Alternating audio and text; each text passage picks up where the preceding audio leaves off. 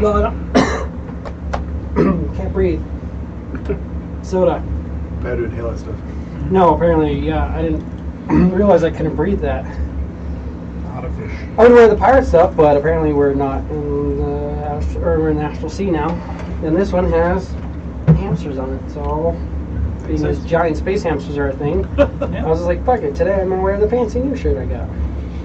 Hamster. I'm gonna make sure that we're all alive and ready to go. Spatula. See? Shoes. Hot dogs. Hot dogs. That's bad. Cool. Still really weird to see myself bald.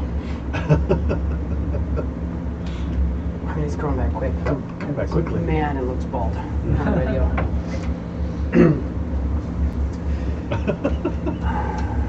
What? You sat over there, Jim? Get my jealousy to myself. Sorry. So welcome to episode 30, D&D on a WIM, Oceanbound.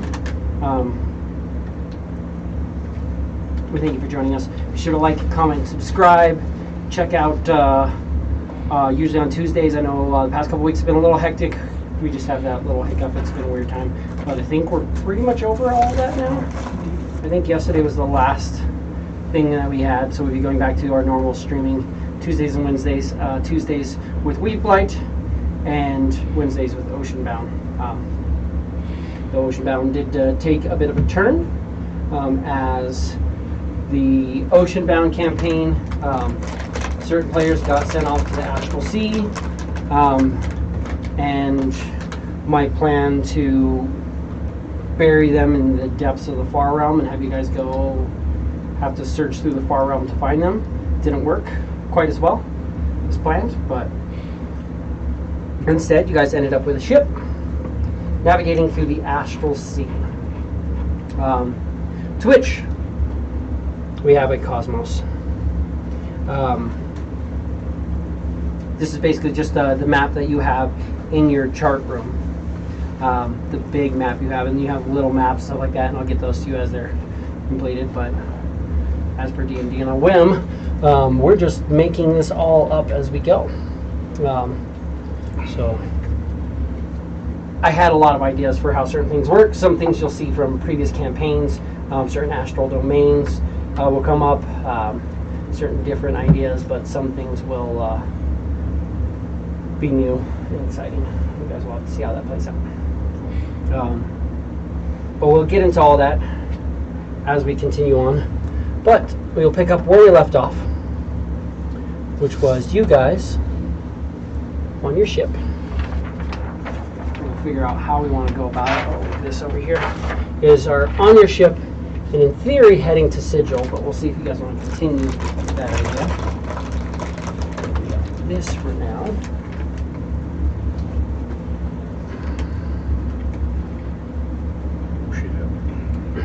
The scale is just slightly off, just ever so slightly off. It works for combat wise, like they're basically, but it's like just a fraction of an inch bigger than it should be. So after several inches, you can see it starts to not like that line's lined up, but this line's off by a bit. But it works.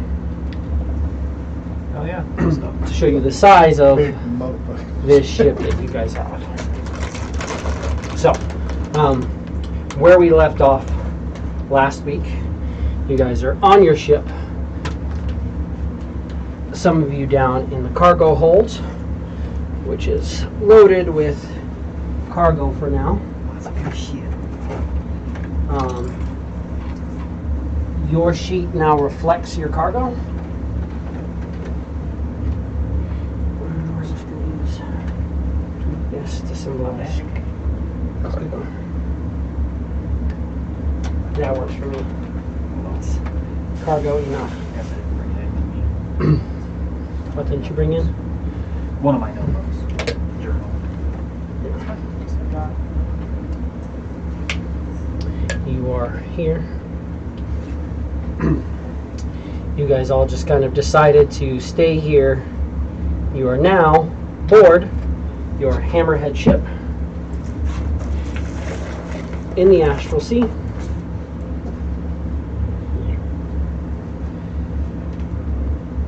What would you like to do?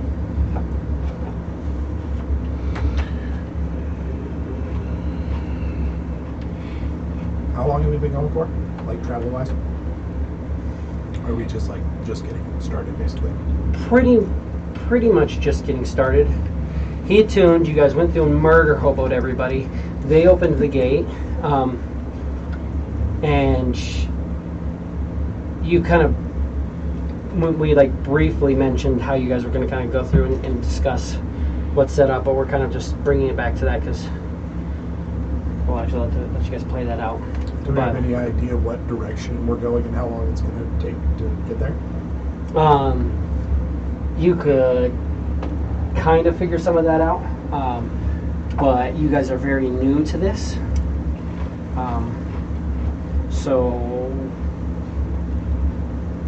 you tell me, sort of kind of thing, like how are you going to go about trying to figure that out? Darren just has an idea that he's heading towards Sigil, but we don't have an ETA. Don't really have an ETA. Don't really have a absolute understanding of how any of this necessarily works yet.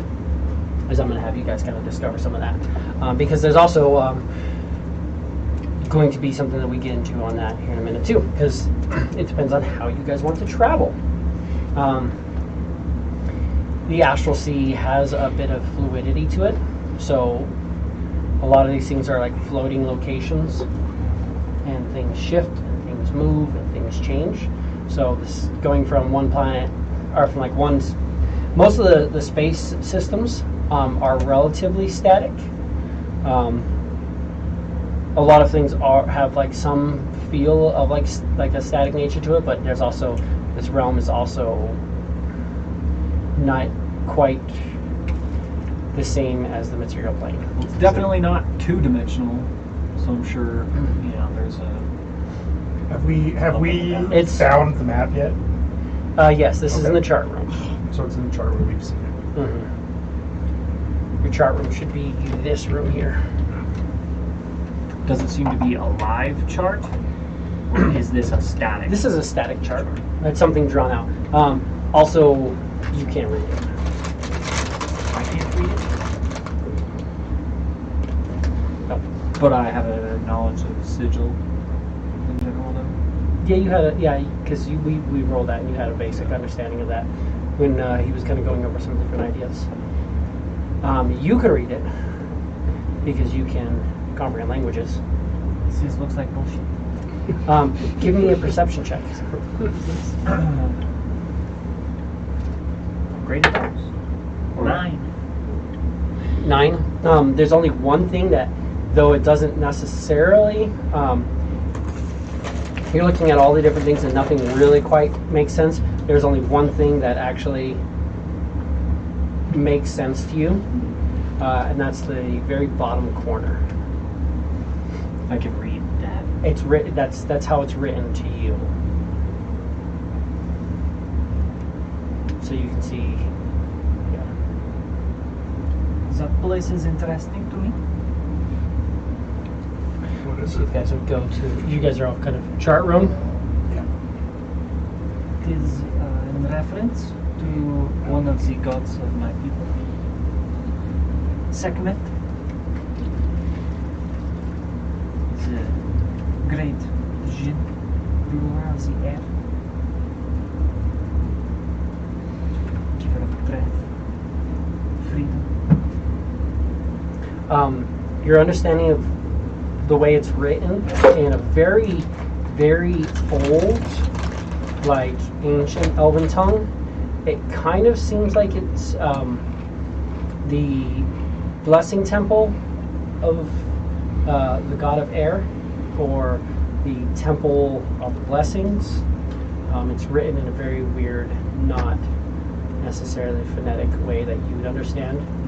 Not even primordial getting it, nothing like that. Just It's not primordial. It's definitely written in Elven, but with ties to to that. Segment. So, blessing site or temple to segment could be beneficial if it is on the way. Where on this map is sigil? Right there. Right, of course. How could I know that? Right there in front of you. It's over here. You could move the map around too if you want to pull it over and kind of explain to people what you're seeing. Sigil is where? The donut. Donut. Perfect. And where are we, Captain? That is a long ways to go. This is space, right? So if we go that way, as we appear over here.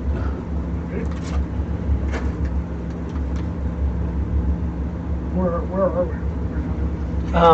You are close to, from what you think, you're close to God, which is the centerpiece of their map. Your understanding of how things work, it's kind of more as you travel and find things, they kind of are adding to this map and doing stuff. They may not have a full understanding. There could be things that they don't know about here. There's just base stuff. There's also lots of books and other charts. If there's something in particular you want to know more about, I can tell you more about that as well. One of the things, though, I just needed to.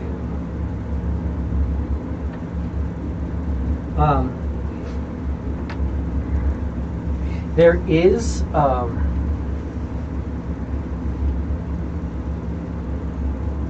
a set of numbers on the wall. It is currently set at 98.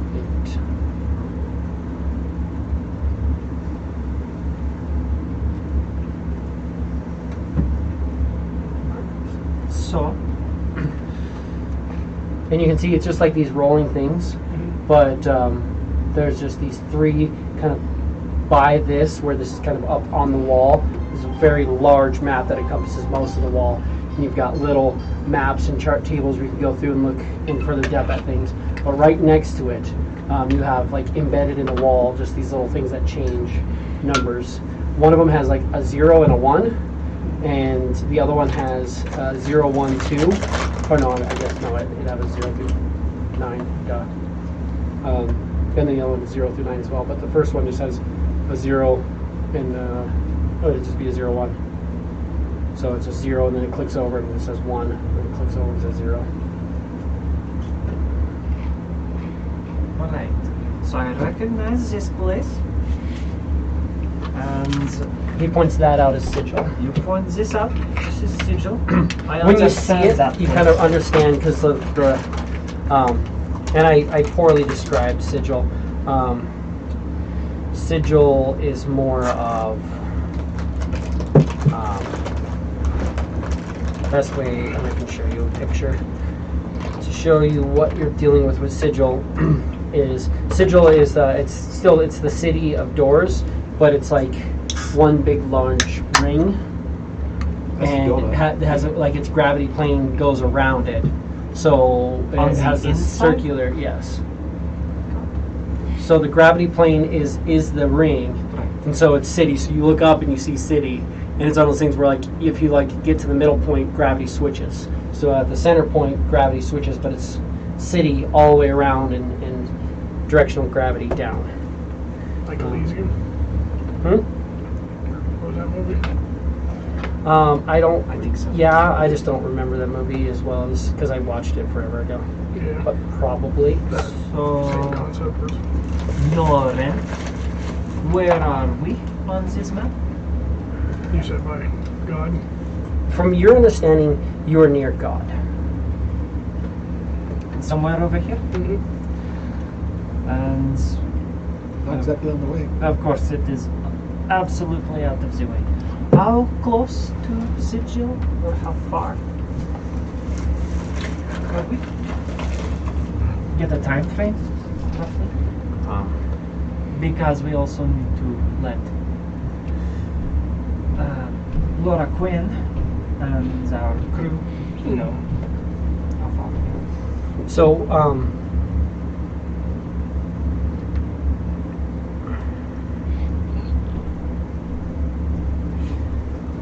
from what, just a base understanding of what you're saying here, basically says, one does not need a map to navigate the astral sea. Here, all creatures are blessed with directional awareness. In other words, a creature can get to where it wants to go by thinking of its destination, at which point it becomes aware of the most direct route to that location. The destination must be somewhere on the astral sea, or in wild space, such as the nearest Gith-Yankee outpost, an astral dominion of Hepstar, or realm space, something like that. Directional awareness doesn't reveal how safe the route is, and the DM decides how far the destination is and how perilous the trek through the astral sea is. So you're not 100% sure exactly how long it's going to take you, but it will take a little bit of time. You are aware that there are multiple ways to get to this location,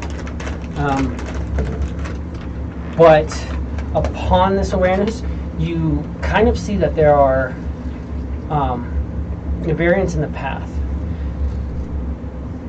There are different, almost like zones that you can go through. You do have a book here that goes over some of the basic fundamentals of traveling and navigating the astral sea, and they will discuss what you think you're understanding. So there are multiple types of space, effectively, in the astral sea. You do have some of the set astral sea. You have gravity planes, you have different systems and such like that, but the entire thing is relatively fluid, so the time may change slightly here or there. But what you're noticing is that there's the major astral sea, which a lot of people refer to as like free space or open space,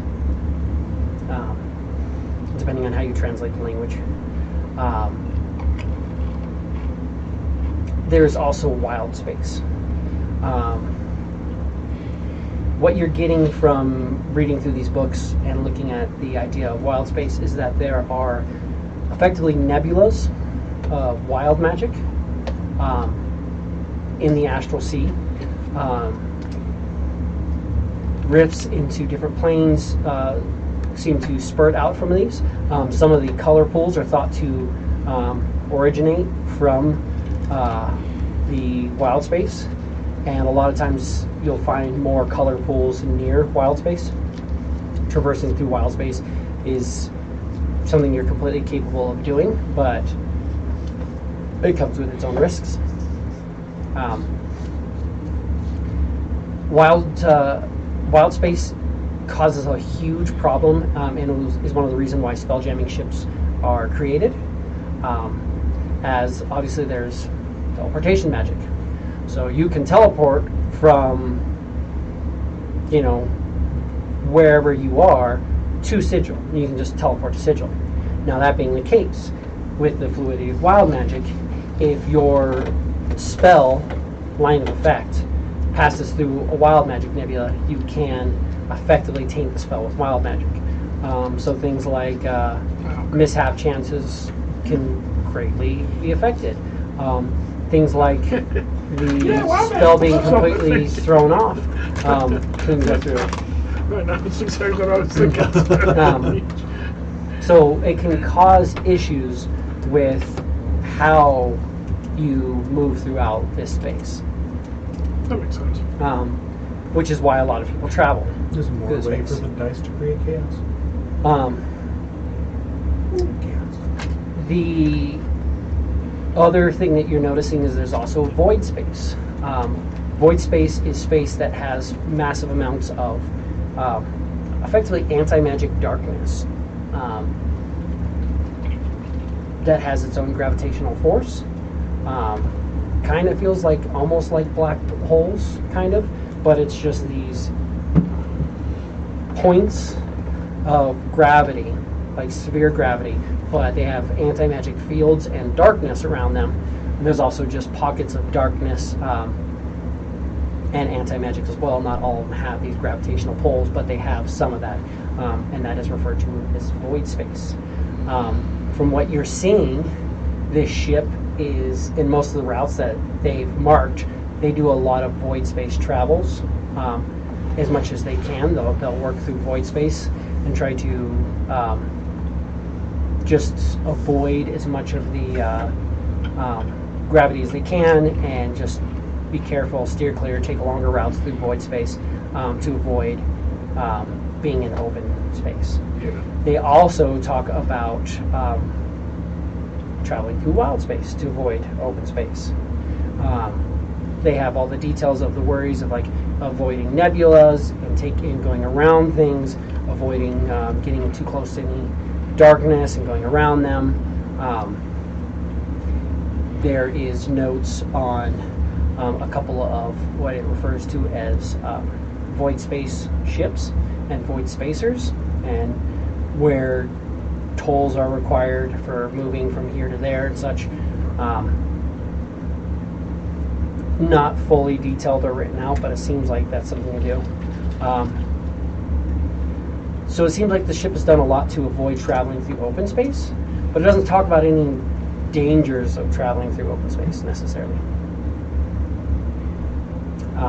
But traveling through open space, you can get to Sigil relatively quickly at a slightly slower pace.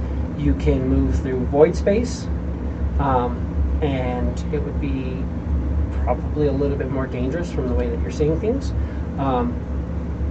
Or you can move through void space and wild space, which would be more dangerous but a little bit quicker, but it's just which you feel it would be more dangerous.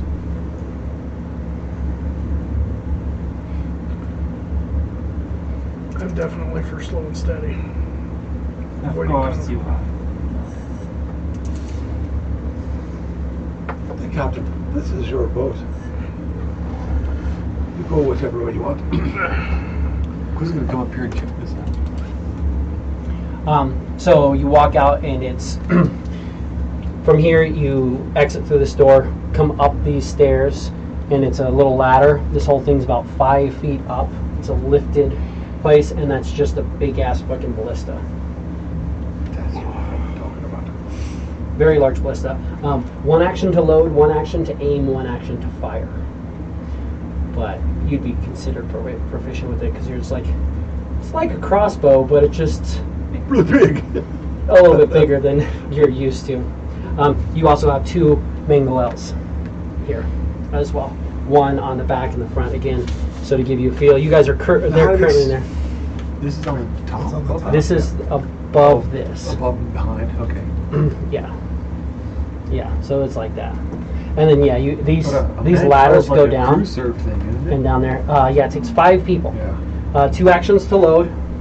I mean, normally it takes crew. Usually a ballista's crew as well. It has a crew of 3. That way you can go load, aim, fire.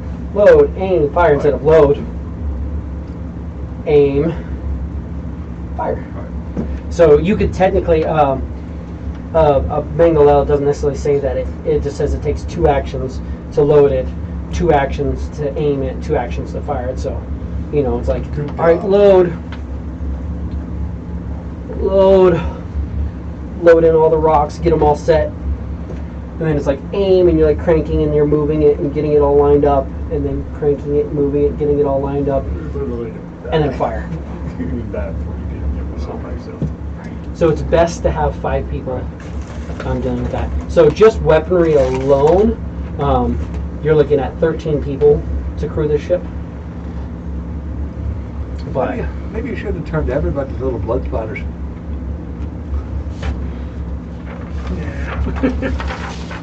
you can read the map best. You kill all of your potential crew and then you want to take it slow. He's capable of maneuvering this ship, and you guys are watching. Like, this ship is moving, especially when you go up on deck. You're seeing just Tracers. like this, like you're moving at. You're understanding of how movement works. You understand that you're moving fast and forward, but it's literally baffling. Like, how are we moving this fast? Because Darn's a man. Well, however long you want to take getting wherever it is you are going, all we need to think about is the timeline back home and making sure our ship gets built how we want, or making sure that we get our teleportation circle. That way we can try to pull in shift between the One thing you'll notice, so when they're speaking of the dangers, there's a little skull kind of near things. So open space has 3 skulls near it. Wild space has 2 skulls next to it. Void space has 2 skulls next to it. Sigil has 4 skulls next to it. You're seeing a few things that have 5 skulls next to it, a few things that have 4 skulls next to it, a few things that have less. God only has 1 skull next to it, but it kind of gives you a feel that there's a sense of danger to things. I forgot I was going to make a little stamp and do little skull stamps, and I just didn't think about it until just right now because I'm not there. I still haven't even. I'm going to eventually paint the whole ship too. It's not going to be white. I'm going to color the whole thing and draw in all the stuff because you guys have a saloon and a mess hall and a freaking kitchen and all that fun stuff. But you're thinking that there is some level of danger, be it what, you don't know. And this is based off of the Haddo Z information. These assholes probably presented themselves as some sort of pirates, stole one of the down ships, gave them to their god, whoever that was. So this ship might not be welcome in certain places.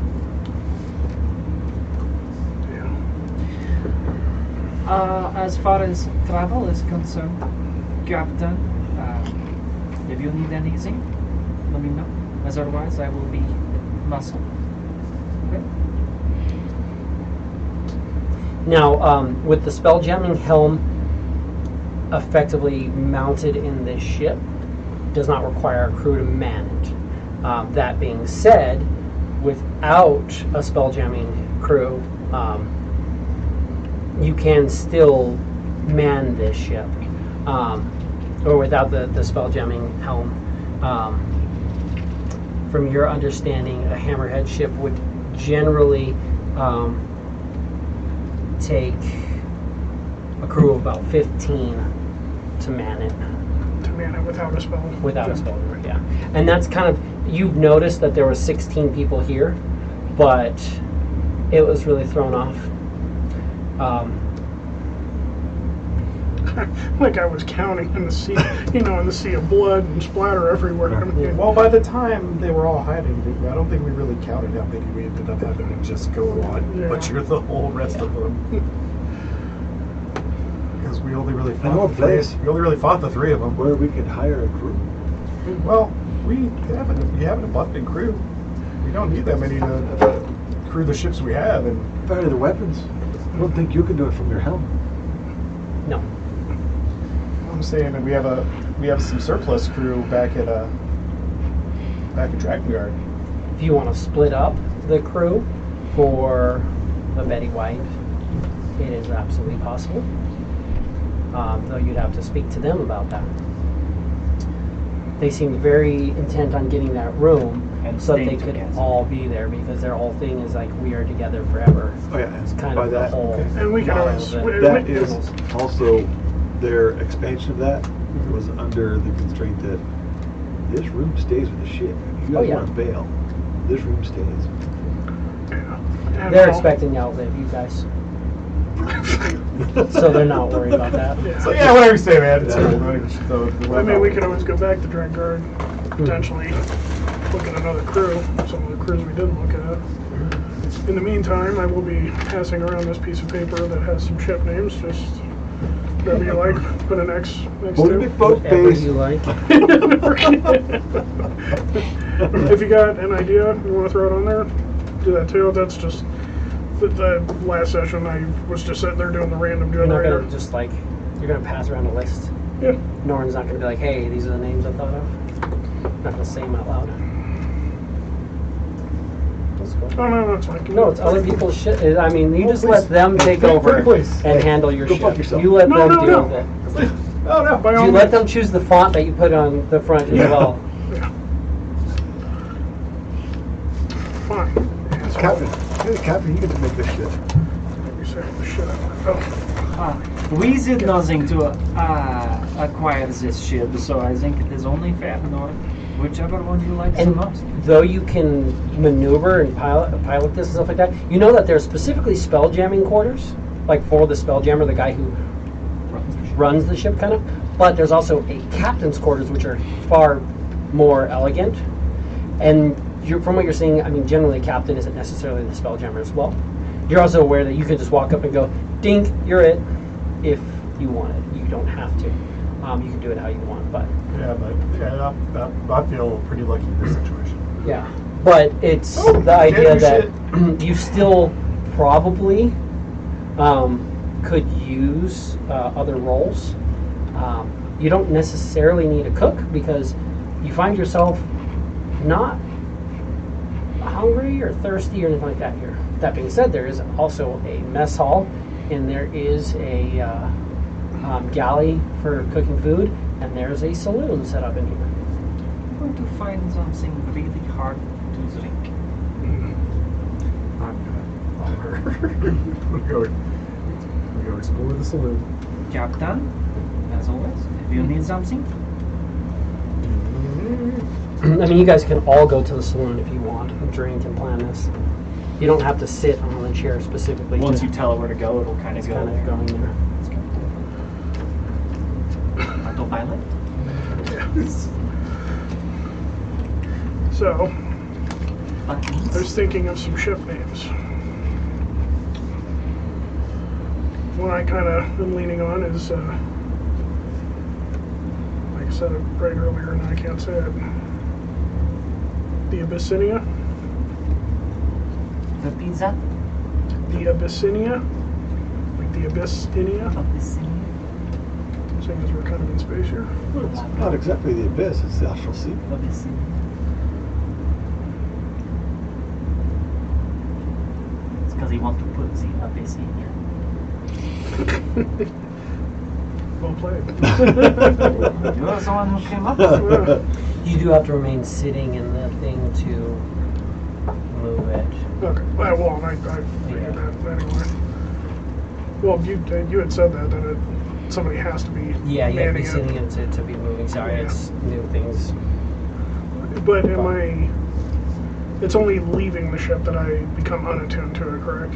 That as long as I remain on the ship, I'm still Yeah. attuned to it. Well, you can even leave the ship. You're not gonna. You'll remain attuned to it so long. Yeah, you guys can. Because if you get off the ship and go do some other stuff, and then come back and go in the ship and go and sit down, you don't have to spend an hour retuning. You can sit down and take off right away. Gotcha. Well, if he does his little hot pass, does the person that gets attuned to it have to pass it back, or can he just like snatch it back away from him? No. If he transfers the attunement, you can use your action to touch a willing spellcaster. That creature attunes to the spell damning helm immediately, and your attunement ends. Okay. But what I'm saying is can he just take it back, or does the person that is then The attuned person has has to been attuned, has to do it? and again? they'd have to give it back to him. He can attempt to take it back. That's also a fun thing. There's Oh damn! I guess we just have to kill whoever. No, there's Oh, you don't wanna actually, give it back? so that's referred to as a spell jamming duel. A ship can have more than one let's see, but only one spell jamming hand can be used to control the ship. That's that. Basically, if you're going to fight for it, somebody tries to gain control by using a second spell jamming helm, or if somebody tries to take the spell jamming helm from you, You resolve this by having each Spelljammer make a Constitution check. If the dueling Spelljammers have a tie, have them re-roll.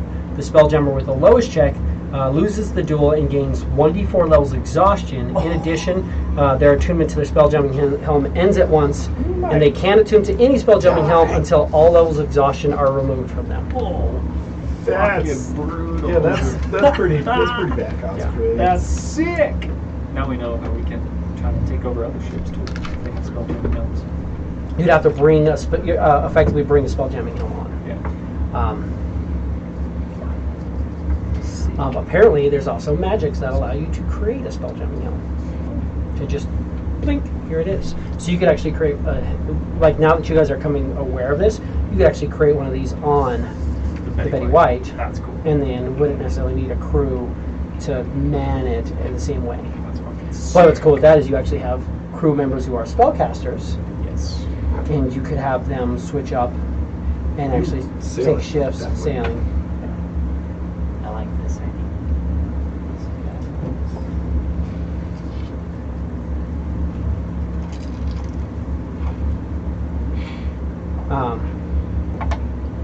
The Abyssinian is the one you like? kind of. Just kind of throwing it around. Alright. What other choices you have? The Cuisinian? No. Just because I got them here, they earned it. That's fair. Isn't it very fair? Yeah. Yes. You push the flush button, they swam the sea of shit, and acquired gold. It came out golden. Fucking amazing. We had the Constant, Jinrook, Shark Fiend, the Hammer, or Hammerhead, because that is already anyway. The hammer's nice. Give everyone the hammer. The hammer. It's not a shirt with a hammer. The hammer's not my fist. That's a character. The hammer's my You have a fist. hammer together. I gotta find those pictures. My mom she packed them somewhere. I was gonna get a frame I thought she for that one giving it. No, picture that I got at the Comic Con. Okay. But it's like it's an oddball size. Mhm. I can't get a frame for it. Yeah. So what does it say? Hammer? Okay. Could be either way. It could be. It's a, I'm kind of digging the hammer. yeah, you are. Hammer. Just like you said, the hammer is my penis. Where's the hammer? Do you want to give it an amazing adjective of sorts? Or just the tentacular hammer?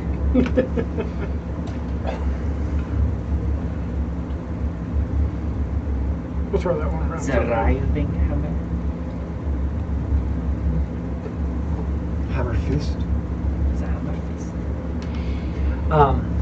fist? So, looking over some of the charts and stuff, because you can basically grab up some of the things and you're just kind of sitting there and you can go over some of the stuff. You're noticing that there are several cities. They have 10 cities noted on here. The cities that are noted to you.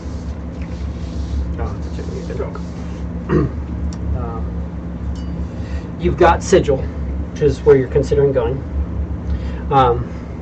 You also have Endless. Endless has no skulls next to it. You have Cog. Cog has no skulls next to it.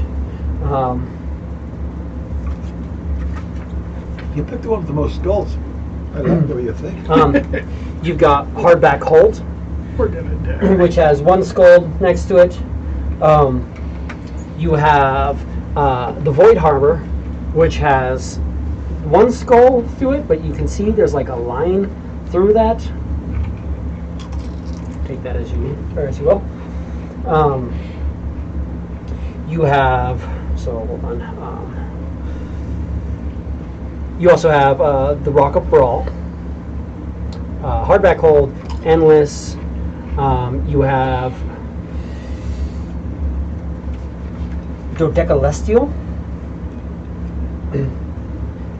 which has 3 skulls next to it. Dodecelestial. Are you okay with me? That place doesn't have it. You can do what you want. You can I also, was just gonna put a number from skulls. oh yeah, that's fine.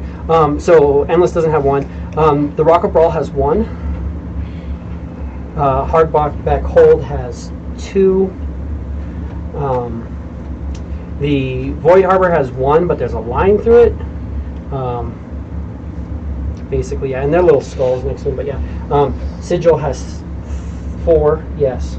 4. Sorry, I'm trying to figure out where I'm at. So, So, Primonia. I also have like 5 different sheets that have different things. So Primonia has 2 skulls next to it. Cog has 0. Hydros has 3 skulls. And that's 1, 2, 3.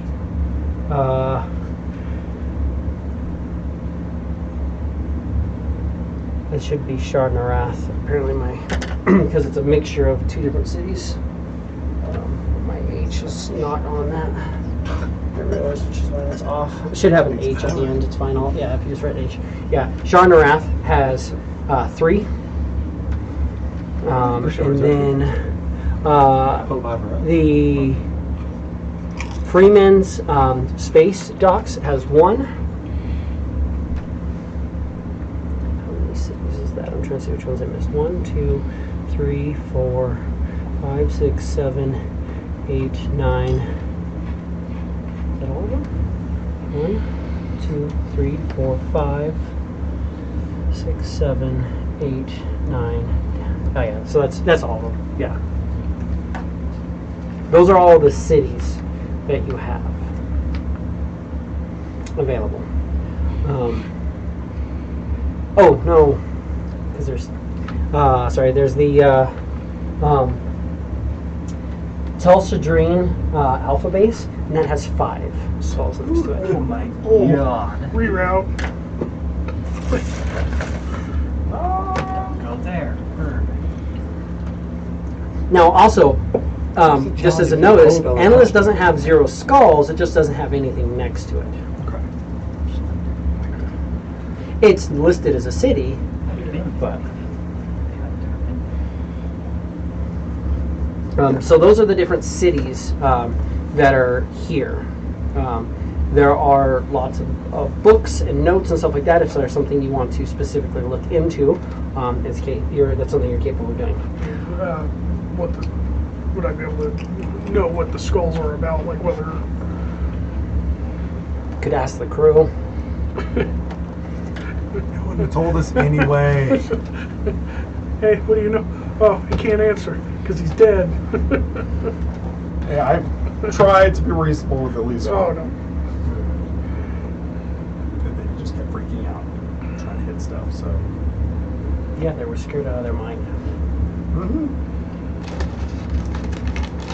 I understand. I get it. But these are the different cities you have there. In addition to that, you've got...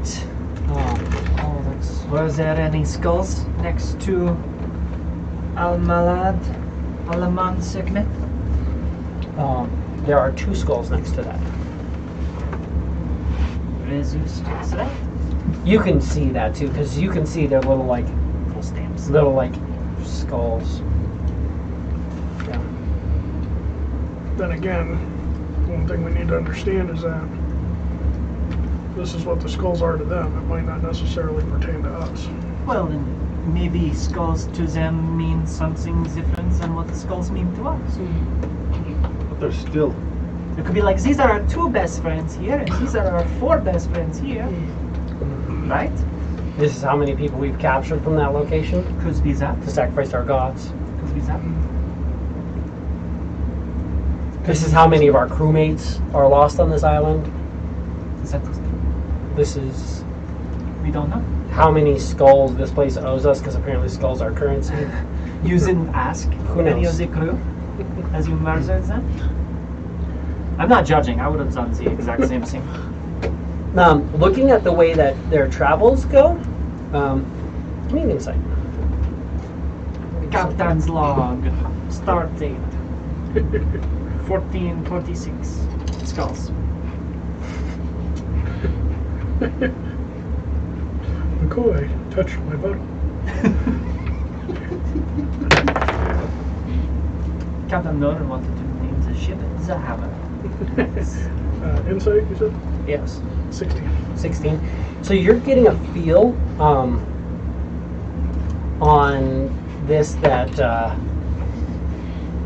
from the way they travel and the amount of interactions, the lower the number of skulls, the more it seems that they're willing to travel there, and the more interactions they seem to have. You're noticing an increase in logs talking about visiting the Void Harbor a little bit.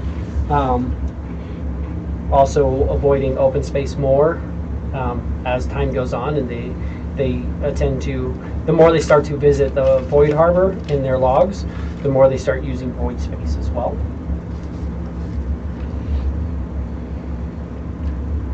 There may be a correlation there, which would be nice to know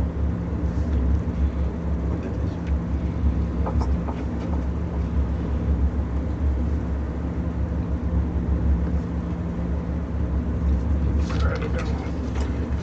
Also, so given where you're at right now,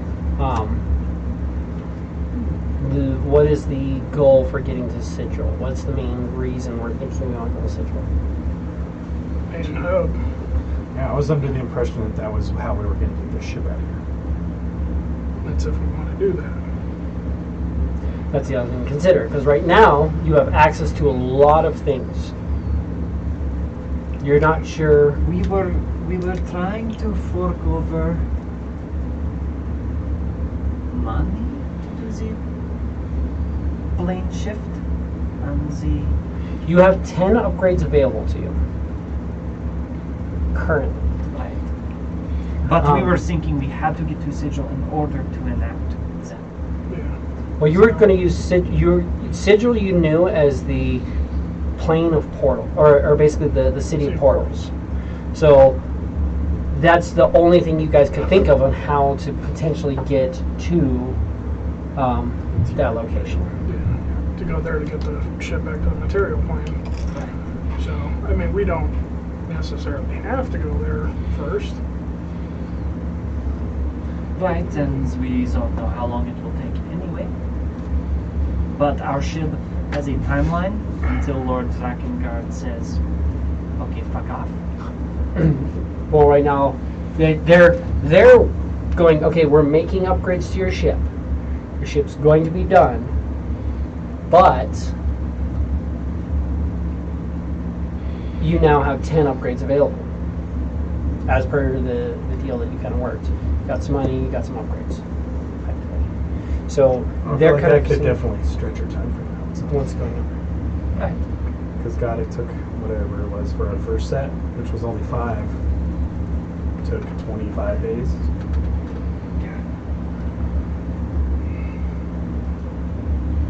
But some of those 5 were redoing the hull, which is A lot of it was rebuilding the whole rebuilding the friggin' hull, ship. which is rebuilding the ship. Yes. Some things, like if you get a teleportation circle, it literally just has to be mounted and effectively attuned into the ship and fastened in place to become a static location within the ship. Just doesn't take nearly as long. That's something you can do in like a day while doing other stuff. So we should definitely do that then. You mentioned the teleportation circles. Remember also, teleportation circle, a static circle, is also a destination for plane shifting. So once you get that, you can do that. They also have the ability to offer you teleportation circle discs and a few plane shift discs as well.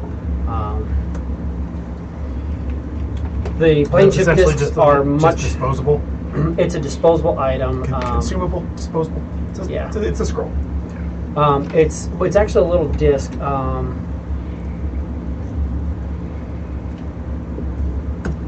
I can find it. It's referred to as a teleportation tablet. This clay tablet is 8 inches long, 4 inches wide, and half an inch thick.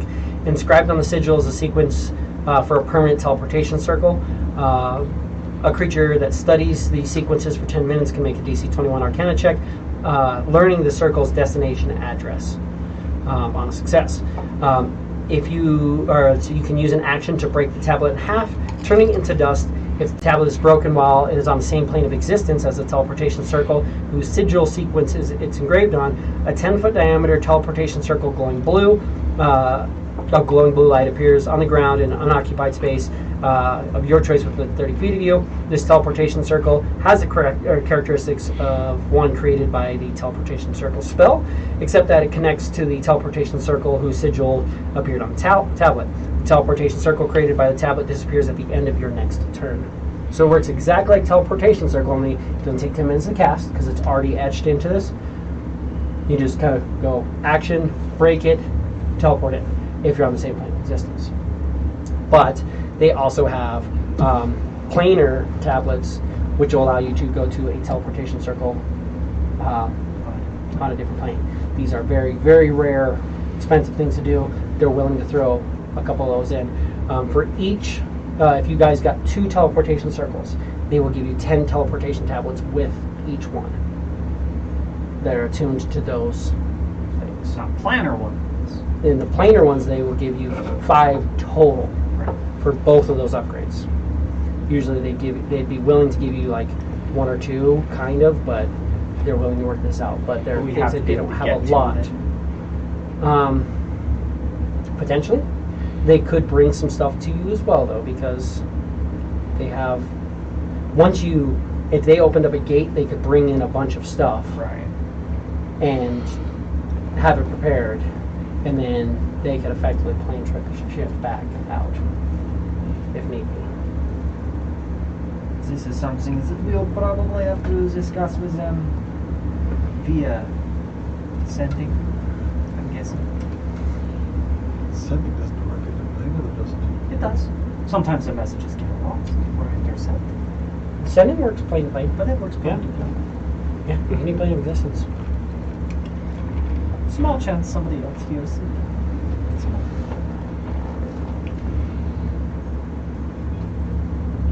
Well, then in that case, don't be giving out your process. Right.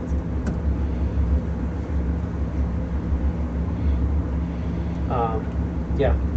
Sending, you send a short message, 25 words to a creature you are familiar with. The creature hears the message in its mind, recognizes the sender if it knows you, and can answer in a likely manner immediately.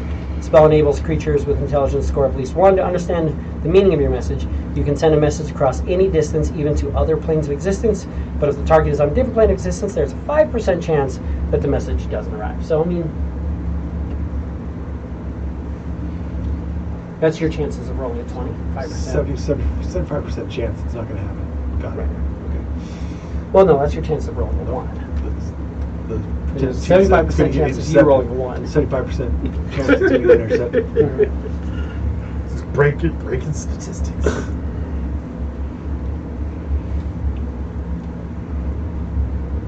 But at this point, you're kind of at the point where you need to figure out what upgrades do you want, and do you want a crew for this ship to make it more functional? That way, if you guys do something, like if you go to one of these astral domains and get off the ship, you have somebody who's watching it or who can kind of keep an eye on, circle the block until you're ready, in case you can't find parking. Just nice. It's like, hey, just circle back. Let us in when we're ready.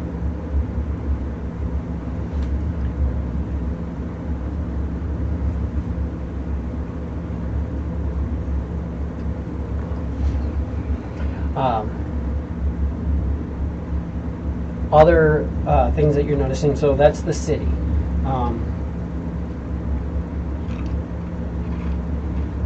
So there's multiple cities. think I doubled up on that, and that's why. Yeah, okay, we're good. Some of the other things, though, you notice as well is they talk about there being what are referred to as dead gods. The ones that you're seeing that they are aware of is the first elder, which is also referred to as the Meldlands.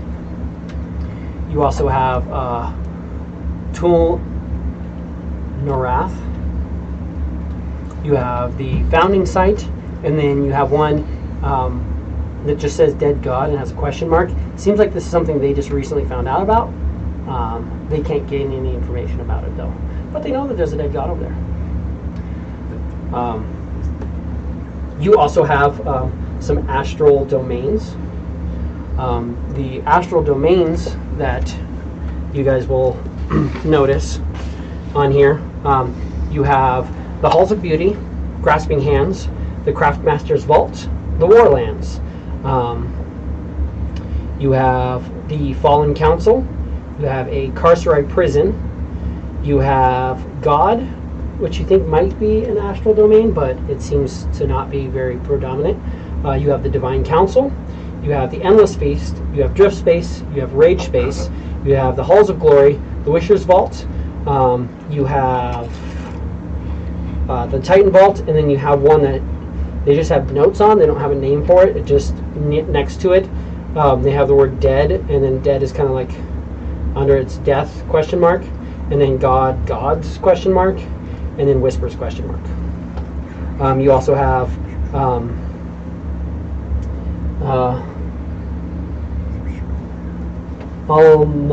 it's Almalad Alaman Sekmet down here as well. In addition to that, you also have 7 listed actual like space sets. These different areas of space have different planetary systems, different information.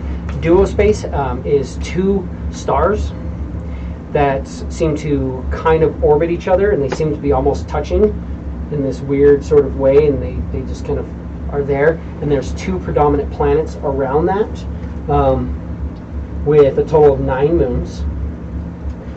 Celestion has the sun has 1 sun in the center, 8 planets, 11 moons. They're not really sure on the Tel Sodarine space. Doesn't have a lot of information. That's also marked with 5 skulls. They seem to try to avoid that. Which one? The Tel Sodarine. Give me. I mean, any of you guys can give me a religion. You can give it to me with advantage, Alex. Tel Sodarine.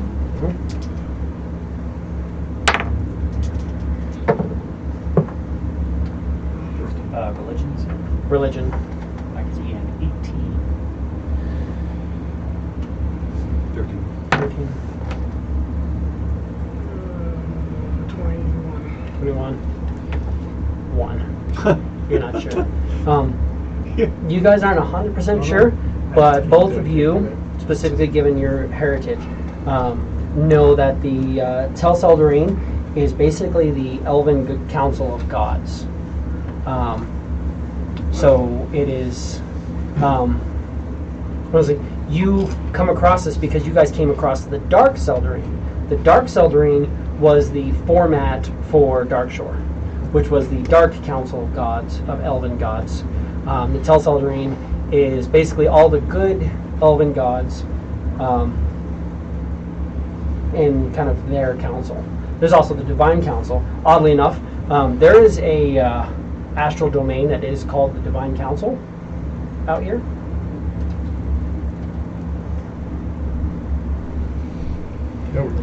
You also have, so you have the Warlands. You have the Craftmaster's Vault. You have the Chronosphere. What was the first one you said? The Divine Council. The Craftmaster's Vault. You said The Warlands. It's on the bottom.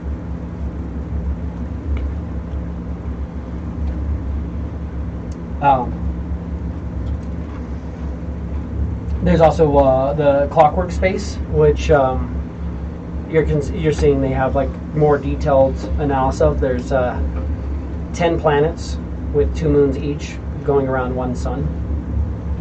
I guess the color of that is orange.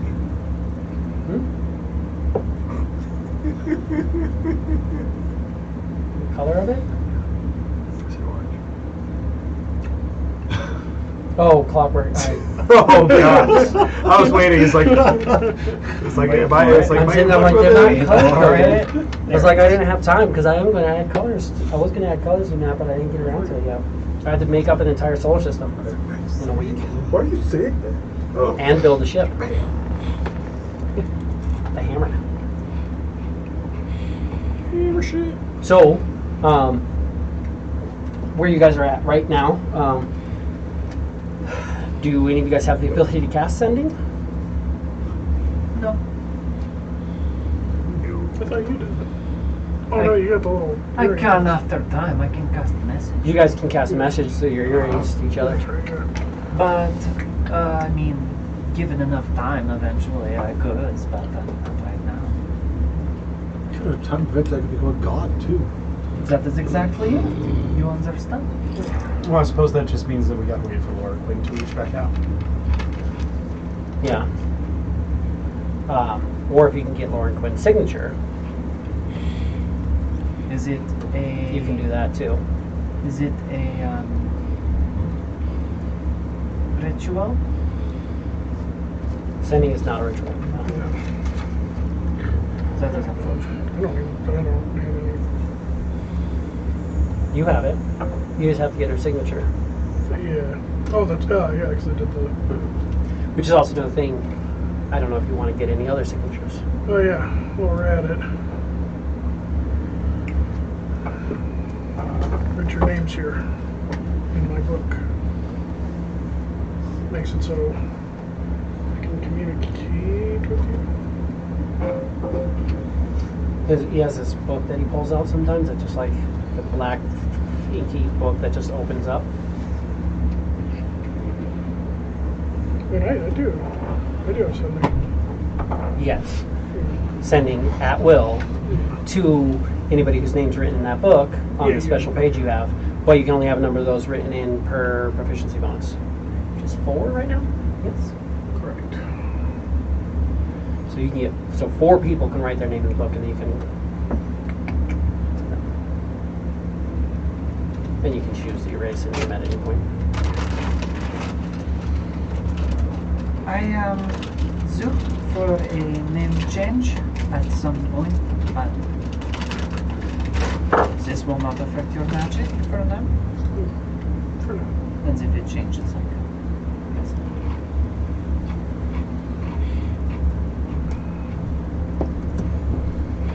Sure.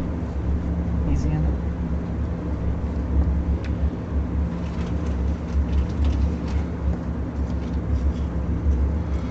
And very prime, perfect, like what you'd expect a teacher writing. This is the way to do script. But an elven writes her name. Algolrak takes it and kind of very skillfully, slowfully writes his name, but then passes it to Quiz and you'll see that it looks like a 2-year-old. Like I was taking my time, like trying really hard, and I just passed G's it on. backwards. And I passed it to Quiz just to do with whatever he will with, if he's going to do with whatever he's going to do. But he sees that I wrote really poorly. Still wouldn't want to get in a sword fight with you.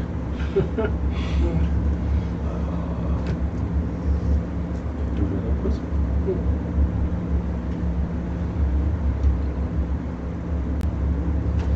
It's just easier for us to communicate. Right? Of course.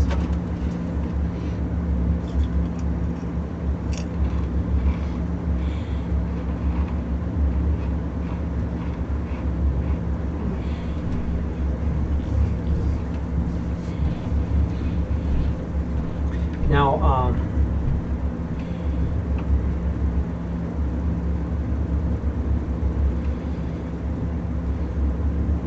So you can cast a sending spell targeting any creature whose name is written on the page without using a spell slot or material components to do so. You must write the message on the page. The target hears the message in their mind, and if the target replies, their message appears on the page rather than in your mind.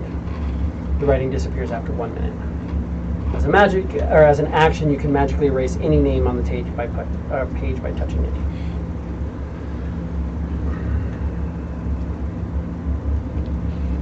Yeah. And if the target is on a different plane than you, there's a 5% chance that the message doesn't arrive. 75%, but 5% will do that. Yeah.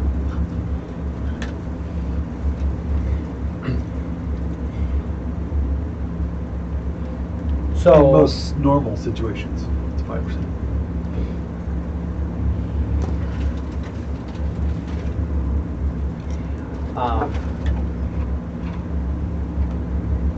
Alex, give me a intelligence check.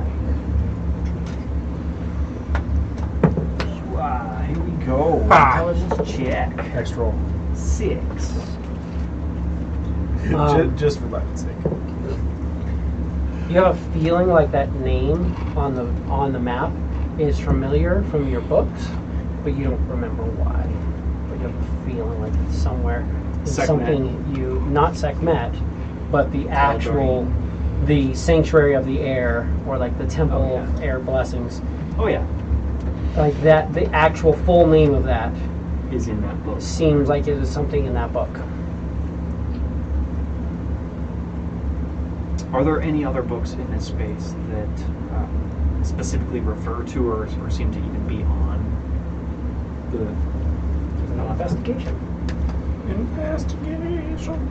Norin, would you mind helping me? Look. Sure. Oh, also, yeah, it's going to be a little bit difficult. He's going to have to help you because none of these books are written in common. Yeah, they're all on a language I don't. In fact, actually, you assist him and you roll. Can you roll? Investigation. I would prefer that. You're better at this than I am. Plus, it's just going to be the way it'll work. You kind of are giving the clues on what you're looking for. These words was probably of this motif on the cover. Investigate. Investigation.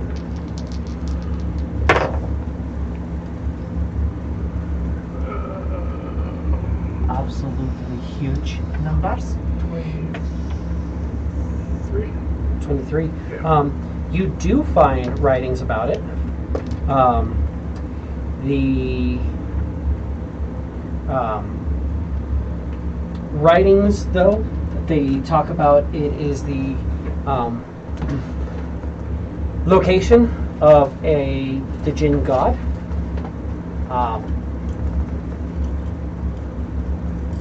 They talk about there are locations of multiple Jinn gods available and accessible through the astral sea.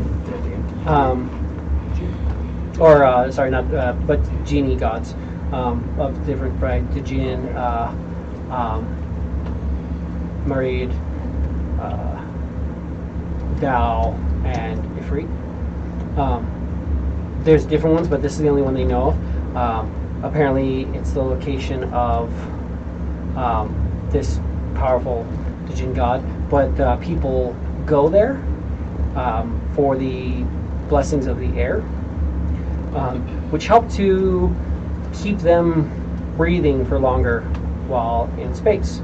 And it goes through and it describes how Like that. they can get essence of pure air infused into their bubble, which gives them the ability to not need to refresh their air supply for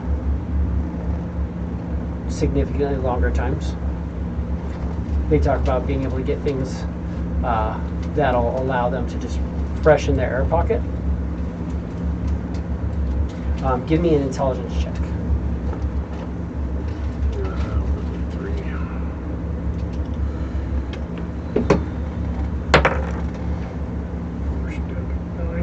9.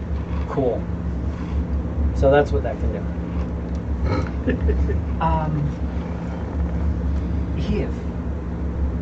If we're just trying to see if there are other places that we should go, I could have some potential or influence in those places. I think we're gonna be here for a little bit, so Extra air could not be a bad thing. The rest of you guys give me an intelligence check. So just a 20 plus your intelligence modifier? 4. Yeah, dude, my dice are just fucking me in this campaign. I'm going all over the place with this one. Well, I'm at a 0 anymore there, so It's I'm, not well, something I'm that not a would make negative. sense. I'm at 0, so I'm 4.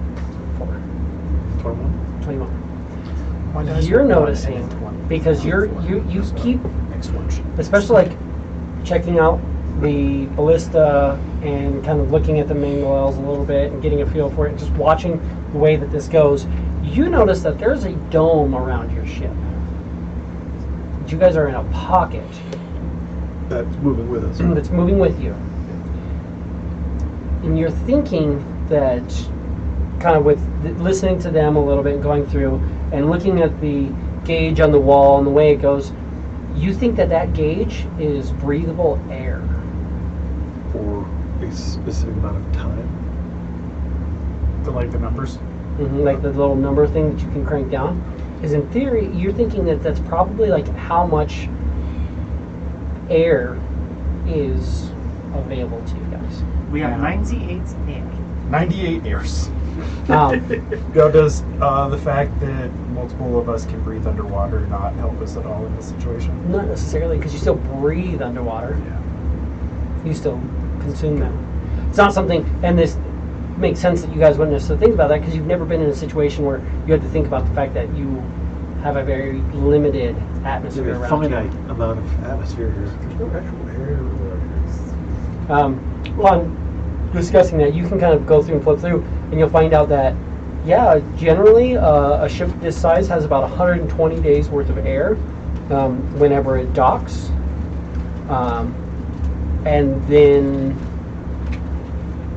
every day it kind of counts down, and eventually, like, the air becomes toxic and unbreathable, and kind of foul, and Is that relative to the crew size at all? it is. So maybe our 98 is a little more than 98 right now. But that's good. here. 16 versus 4. We're using it at a quarter of the amount of time. But also, like, how much air do they consume? How much more acclimated are they to breathing easy? How much more do they think about I'm stuff only like using half that? as much as any of you guys, I think. That is true. Half a bottle. I don't know why I just picture Gorak right now going. It's cool. Say, we can run out of air? He's using twice as much. I'm short. Got smaller ones. But that is something to consider in. Granted, apparently there are items that you can be blessed with at this place that can refresh an air pocket. It is nice if we plan to travel through the astral sea often. If you want to note this, this is in your book, but under normal circumstances, an air envelope on the ship remains fresh for 120 days. It then becomes foul. It's usually foul for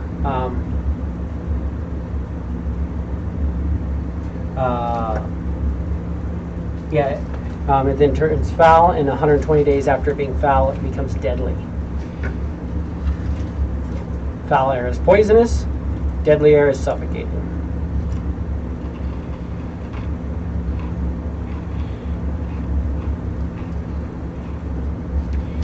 Suffocation, no breathing. Yeah. It's usually how suffocation works.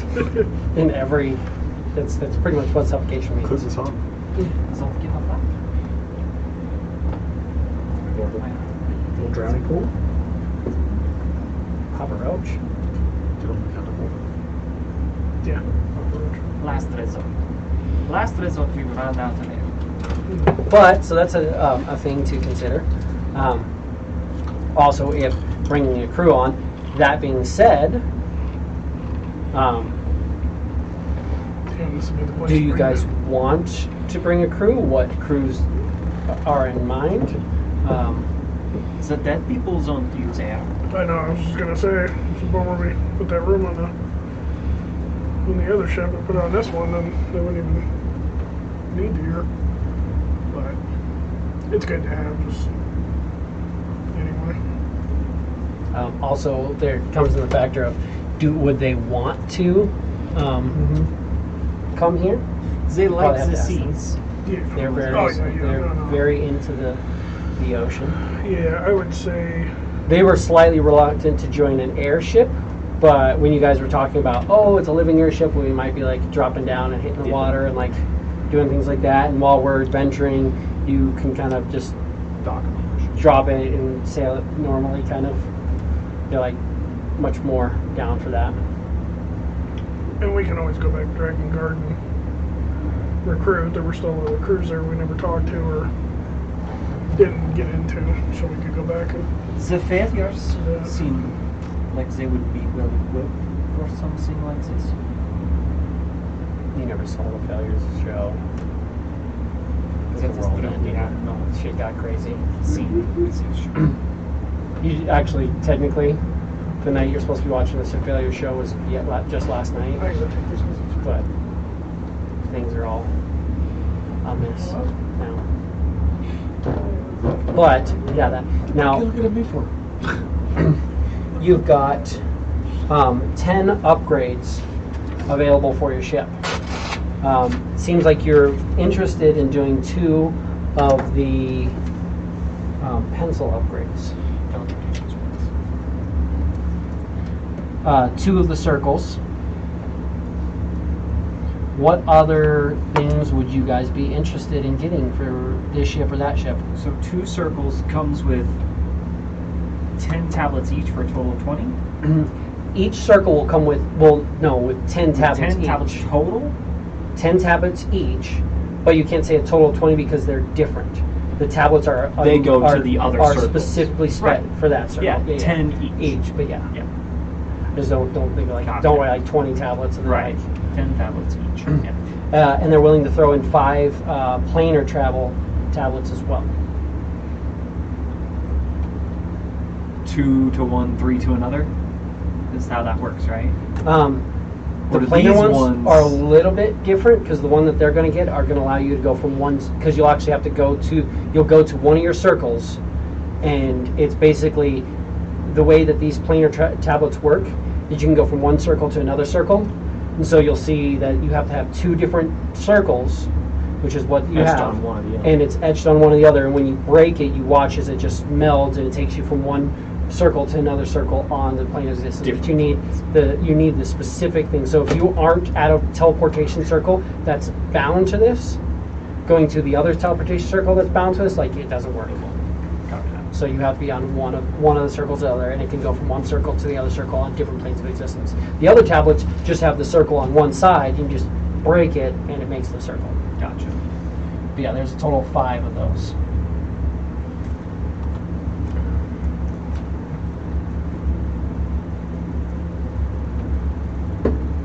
That being said, you can also get things like scrolls of plane shift. Right. And Um, eventually I'll learn. Eventually. Maybe someday.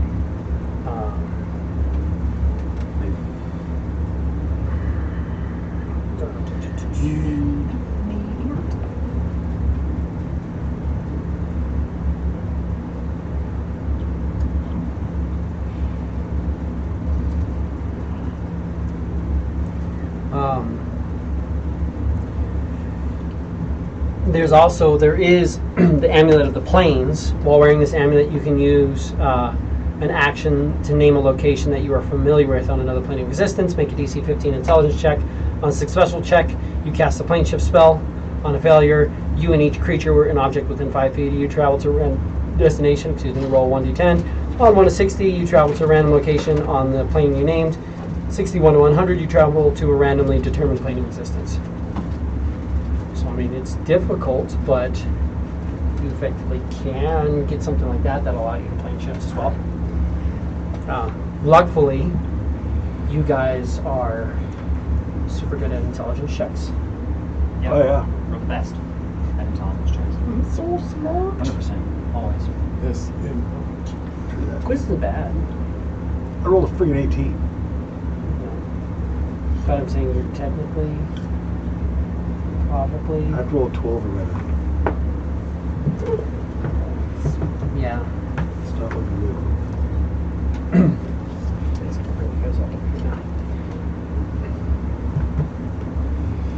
Yeah. I guess that's true. You have the best modifier, but you have the worst dice. Right.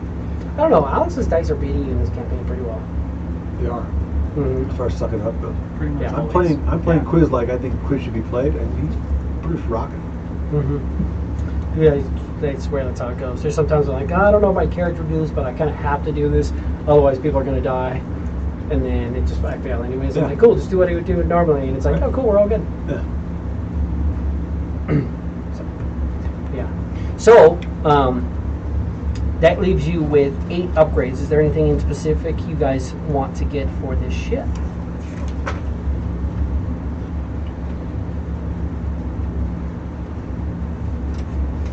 To get for this ship? Hammerhead ship? This ship or that ship? For either ship. They're giving you 10 upgrades, and if you guys want, I mean, you can get things, because there's certain things you can get, like you could get cannons for this ship.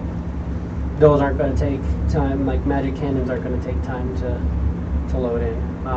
Really, you could get like magic ballista, or you could get magic manglels, things like that are options.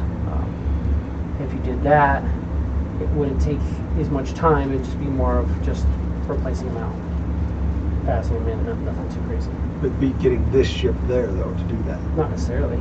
They could always just try to get it here.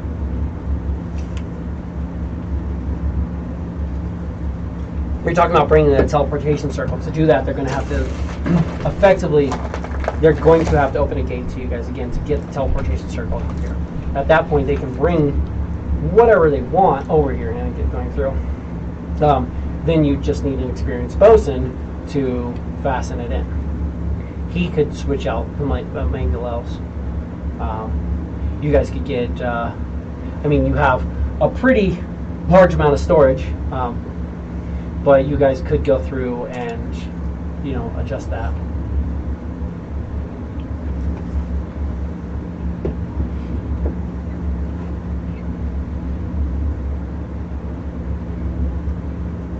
I definitely think magical melee on each ship, and then magical ballista on each ship would be necessary.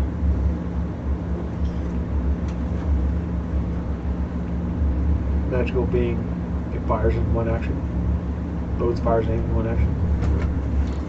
Basically, it makes it a +1 to attack and damage, but it's considered magic for purpose of overcoming damage reduction. Granted, most ships don't have damage reduction based off that; they just have damage thresholds. But they also have ones like the ones that have like grasping rounds, where it like has magical chains that tether it on, explosive rounds, stuff like that, where anything fired from it explodes. You could get things switched out where you could basically replace your ballista with like a green flame fire ballist, which just explodes for massive amounts of damage. Do things like that. So there's options. So you said grab them. It's probably the best idea for a ship. But also some of those upgrades are also for the Betty White. So did you guys like, what else did you want to do there? You could potentially get more extra dimensional holds. You could get I think we need some like that. protection for the blimp part of the Betty White. Seems awfully easy to puncture it, render it useless for flight. Reinforced hull does not apply to the balloon. That mostly applies to the hull. Just the hull. There's not a lot of options because the problem is as you try to reinforce a balloon, you turn it It makes into The heavyweight. heavy weight, and then it doesn't It really doesn't work. balloon very well.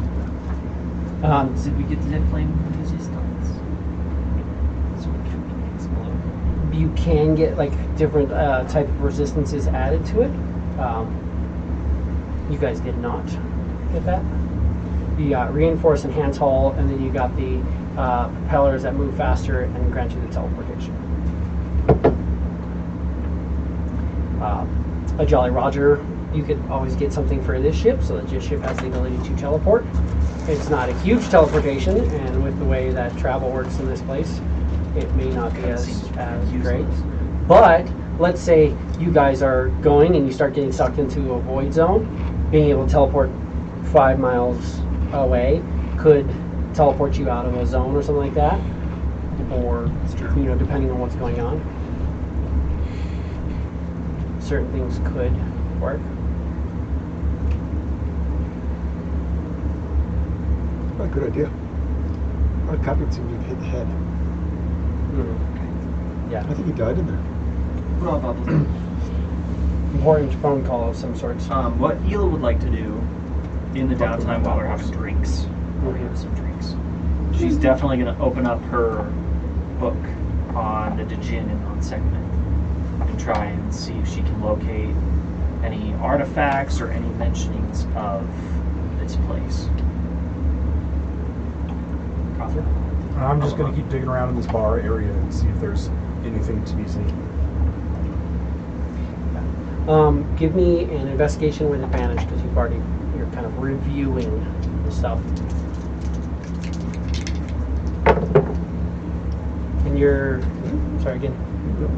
I'm just digging through. I'm just digging through shit. Yeah. Poking in bottles, opening barrels, just No, but looking around at what's in DCs are in the bar area. zeros. Just being a nosy 19. fat drunkard. 19. Well, DCs are set at zeros, but also it's not necessarily a DC. It's also just like how much time and what he's going to get. So, this is effectively listed as probably the realm in which he exists.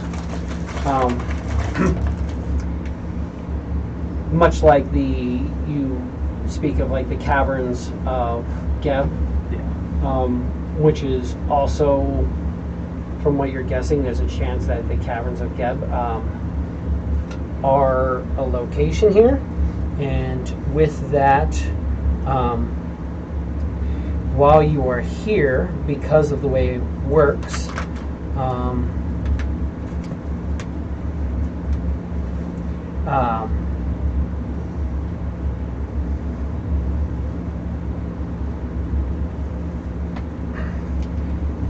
you can kind of just think of it and you realize that yes, you're not sure exactly how you get there, and there's things that are blocking you a little bit, but you're thinking that the Caverns of Geb is also a location that can be accessed from here.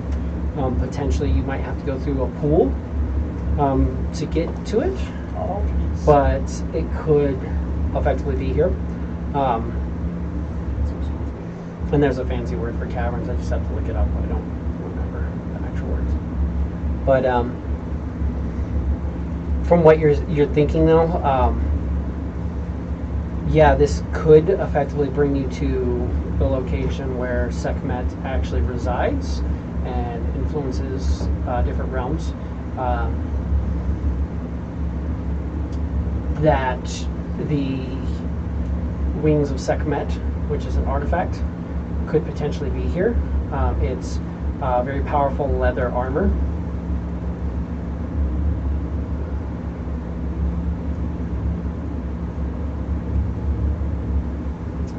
That sucks. At least three of these, or at least two of these artifacts are armor pieces. You know, some of them are. The blade of Geb is a weapon, and then I don't have it right in front of me, but yeah, Moot has an armor. Sekhmet has an armor as well.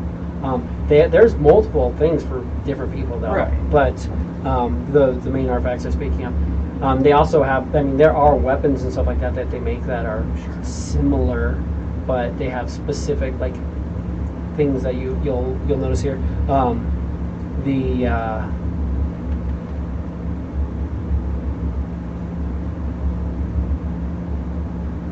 sun is son of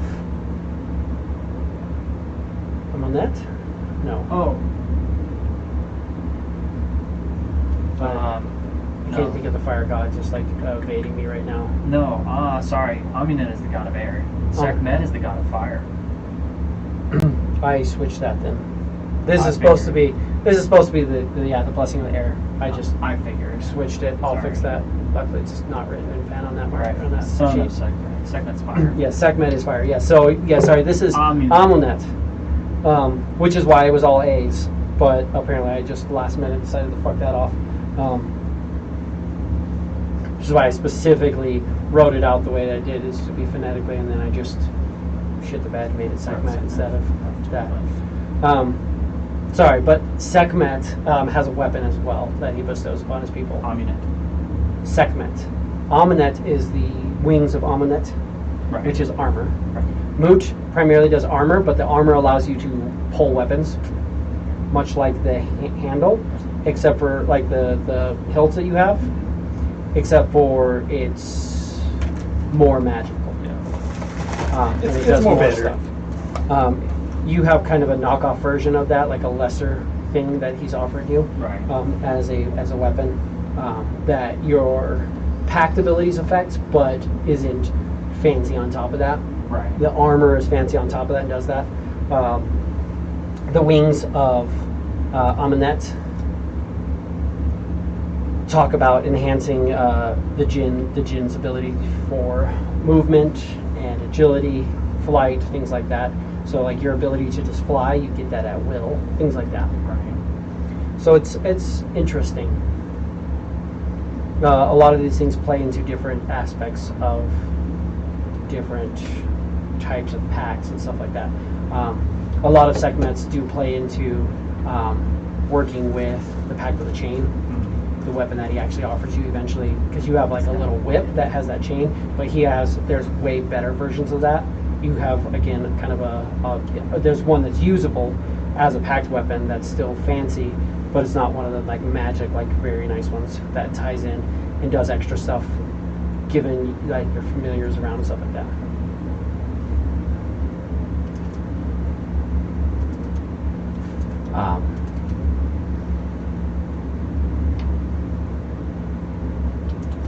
But yeah. I can't imagine that we could just walk into Amunet's domain and just grab the wings of Amunet. Yeah. There's only one way to find out. But so for the moment, you have 10 upgrades available. We're using 2 of them for the circles Yes. in the town. So we have 8. So, If you wanted, you could also purchase additional tablets. They're just expensive. But you do have access to money on the other planning systems. They can also send you some stuff depending on what you need. They do have the ability to send you guys stuff here. You're going through and looking through stuff. So what did you get on your investigation? Did I have advantage too? You did not, but it's fine. You had time, so just tell me both rolls. 18 and 13. Yeah, that's fine. I will say that you primarily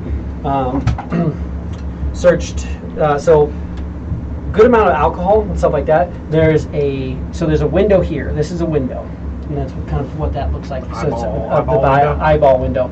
There is a stage in front of that eyeball window, which is most of these squares here, and then this is a bar.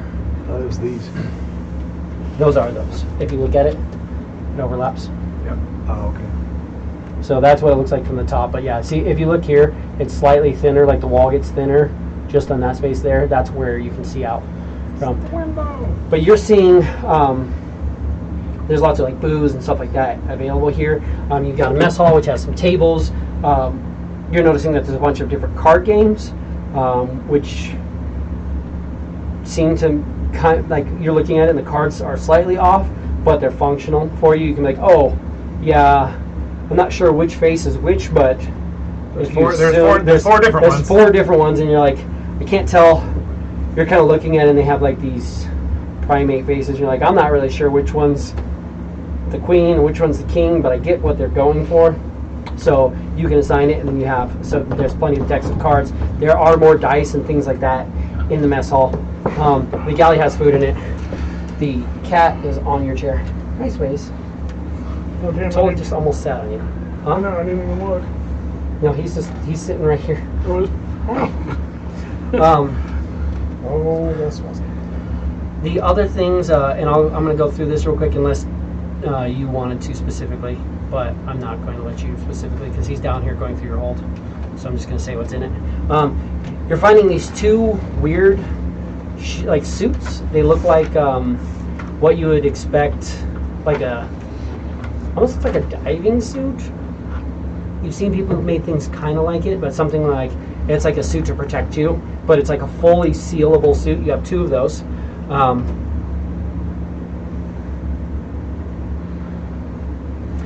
You do have a wild space orrery in the room, so there is kind of a flow chart, kind of like that.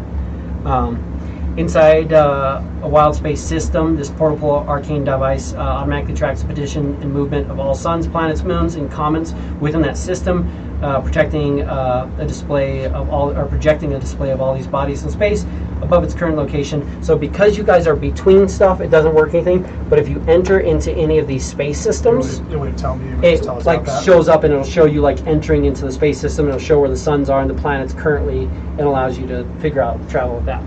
That's located in there. Down in the hall, though, you're seeing also there's a bunch of basic fishing equipment. There's a bunch of blasting powder. There are 3 chests full of that green dust stuff. You're noticing that there's a bunch of feed. You're noticing about 500 pounds worth of feed, which, given that you don't necessarily need to eat, you're thinking this is just more of a cargo thing that they're moving from one place to another. You're noticing that there's 100 pounds of iron down here. There's a keg that has a symbol that you're assuming is trying to tell you to keep it away from fire. You've seen things that say that it's flammable, but it's a keg that's flammable down in here. There's also, of course it always does this to me. You're also looking at, there is about 10 pounds of pride silk, and then 500 pounds of wood down in this hole. The only other thing you're seeing is you're also seeing a container, very strange sealed container, glass on the sides, metal on top, metal on the side, sealed shut, with notes kind of tied to it that have little skulls on it, and it seems to have some sort of liquid in it that when you're like, you kind of lean in to look at it and you notice that the liquid kind of comes up on the side of the glass. So this thing that's like this container that's like half full kind of moves over, and it's just kind of against the edge of the glass. And that's everything you're seeing there. Most of that's on your sheet. I saw. Yeah. I saw some. The things that I didn't mention, like, so parchment, a lot of like the parchments, papers, navigator's tools, forgery kit, dragon chest set, weaver's tool. Oh no, sorry, the weaver's tools are down here. The spy glasses, there's 5 of them. Those are just like randomly throughout the ship. But yeah, so that's the stuff that you're finding.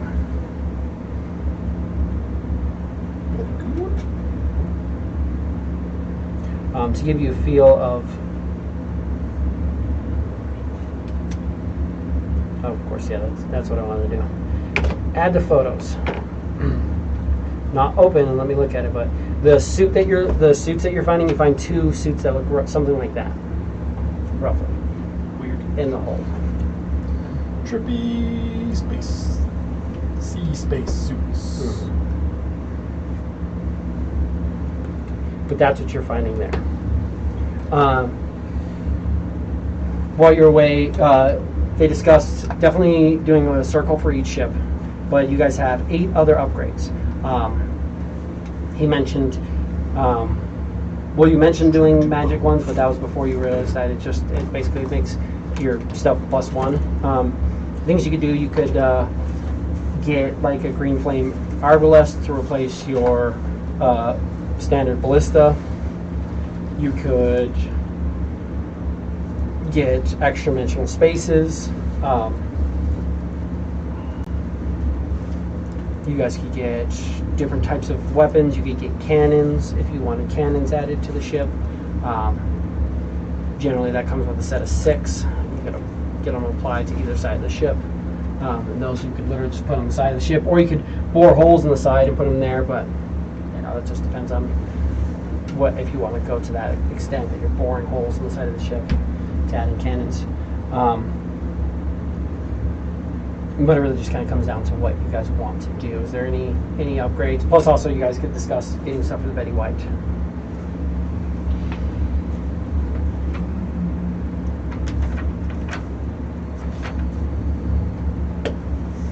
I think it's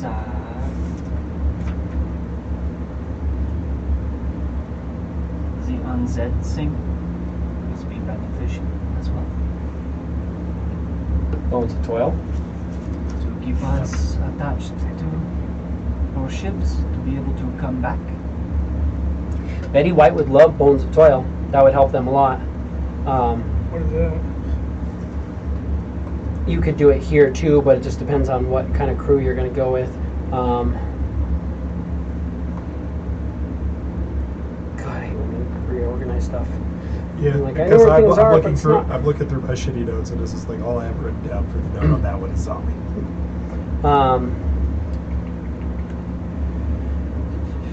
Something about being, if you die, you get turned into undead. Bones of Endless Toil. The bones of ancient mysterious creatures festoon the ship. Potent runes crawl across these remains, emitting a sickly green radiance. When a humanoid dies aboard the ship, that creature must make a DC 12 Wisdom saving throw. On a success, dies normally. If fails, it immediately rises as a zombie, obedient to the ship's captain. The zombie gains the working knowledge of the ship, allowing it to serve as a member of the crew. A number of creatures equal to the ship's creature capacity can be animated in this manner at any given time. So basically, they like to have the Bones of Endless Toil because that allows them to, if somebody dies, one of their undead members, they come back as a mindless zombie, and then they can just awaken them and bring it back. Granted, they have to do that.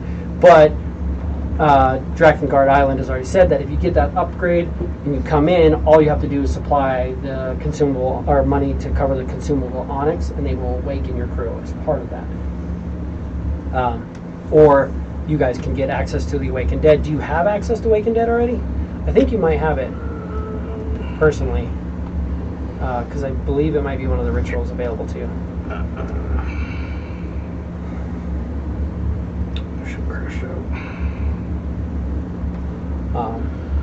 You also have the Smuggler's Banner, which allows you to teleport 3 miles to a known destination. Not as big in space, but it could save you from a little thing. You know, your ability to move is pretty big, but being able to teleport 3 miles while right next to a planet, if you're in its gravity system, because your ability to move at these incredible speeds requires you to not be within the gravitational force. So if you're near a wild space system or somewhere like that, where you're, you know, near one of these cities or something like that, and you need to get away from the city faster, that could buy you, you know, a good amount of time. Yeah. What was it you asked me? Do you have Awaken Undead? 5th level ritual. I think it's a ritual. Awaken Undead, yeah. Yeah, so he can actually cast it too. So if you got that, he can literally, like, if you died, you become a zombie, and he'd just be like, cool, have your mind back.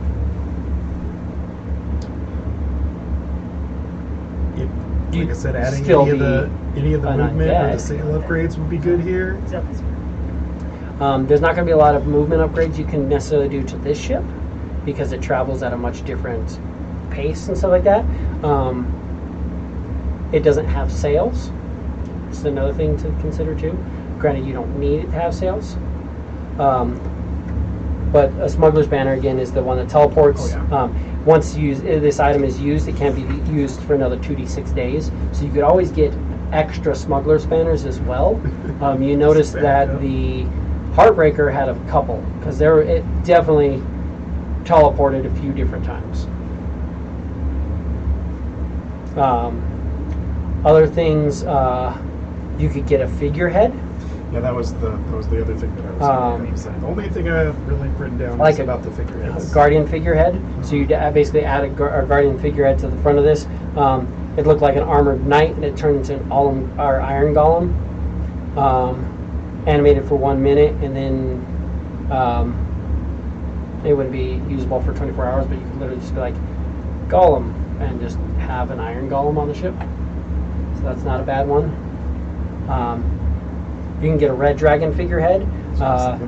This figurehead, well, you can get any dragon, just depends, but it basically does a 60-foot cone out in front of the ship for 66 of whatever damage you choose based off of what dragon you use, but you can add a figurehead to the front of this thing. Granted, this one does have a ramming hole, so the front of it is designed for ramming. So if you put a figurehead on, that would fuck with that.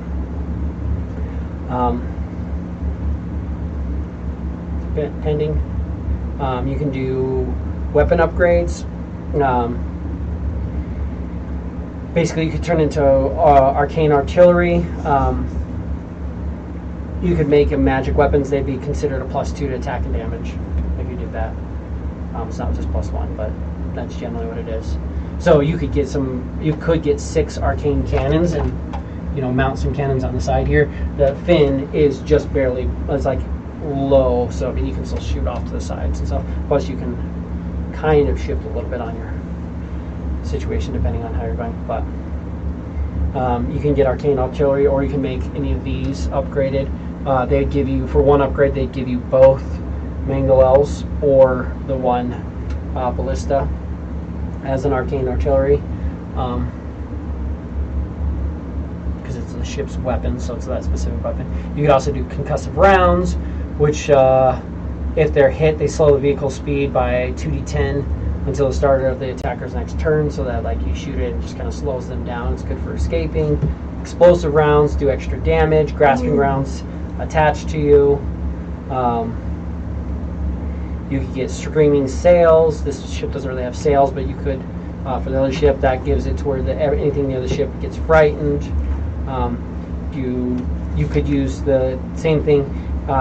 It wouldn't be dragon scales, but you could use or dragon sails, but you could do dragon balloon. So draconic scales would be woven into the balloon, giving it resistance to acid, lightning, fire, or cold damage, your choice of one. It's like all that. You could use you could give it a defiant balloon. This balloon glitters with a fine coat of mithril thread and abjuration magic.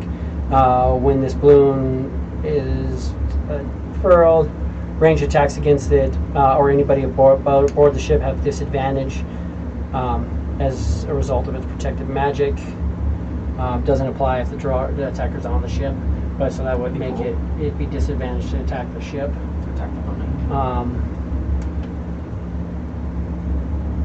Vigilant watch. You could add to this ship.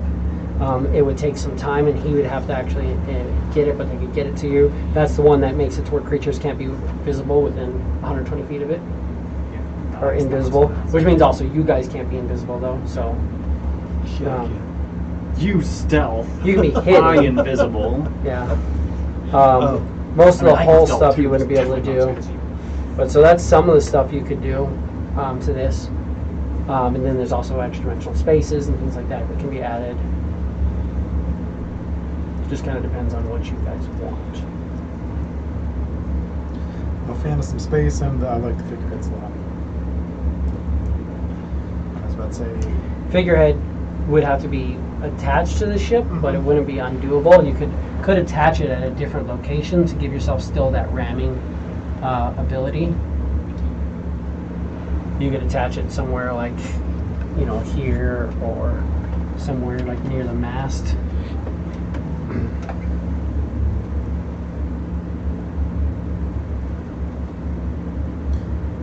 So I think the ship would look really cool with the storm giant riding on top of the giant shark head. I guess this ship has, what am I saying? This ship does have sails as well, clearly.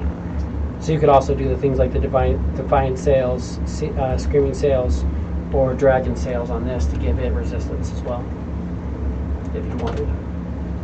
And Oh, you can you're also beef awful up that bolt. face. Anything to beef up that balloon. Just cat fart. Like the Defiant. That's cool. The Defiance thing is really cool. Like that. I think, I mean, the dragon scales sound nice, but I think it's kind of limited. Yeah. You're just talking, Given the certain amount of time, you wouldn't be able to do multiple dragon, but if you wanted to do Defiant sails and Draconic sails, you could do both of those. Defiant sails is mithril threading in abjuration magic. Dragon sails is dragon scales woven into the sails. Yeah. So I'm going to say if you use threaded with mithril. mithril to weave dragon scales into it and then apply the abjuration magic, it's going to be capable of doing both. You're not going to be able, if you do half black and half white dragons, you're not going to get cold and acid. You're just going to not get come either. on! But We should do cold, right? I mean, we're up at high elevations. We could do that. We could have the ability then to go higher and cold damage doesn't Cold? spread. well, that's true. That's one of the Cold things. damage doesn't. Well, not necessarily.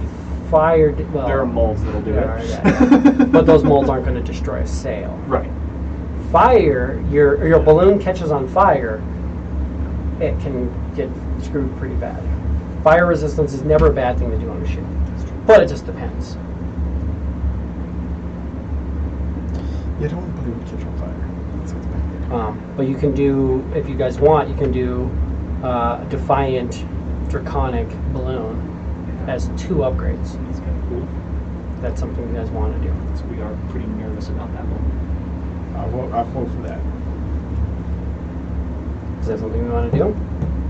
And of your of the balloon, you can do black to give you acid, blue to give you lightning, brass to give you fire, bronze to give you lightning, copper to give you acid, gold to give you fire, green to give you acid, red to give you fire, silver to give you cold, or white to give you cold. Cool. Absolutely. Is it no royal? Of course. It's the Betty White. We are the antithesis to the shitty Black Betty.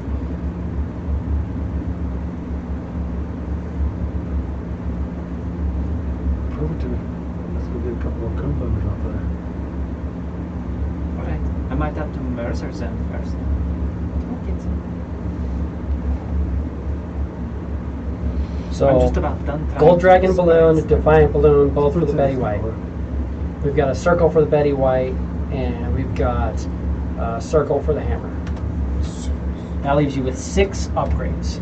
Did you guys want to do Bones of Toil? You wouldn't necessarily need it here, but they would like it. I mean, they would be very happy if you did a Bones of Toil on the Betty White so that they don't have to try to use up any resources they have to try to animate and keep each other It's gonna be pretty great.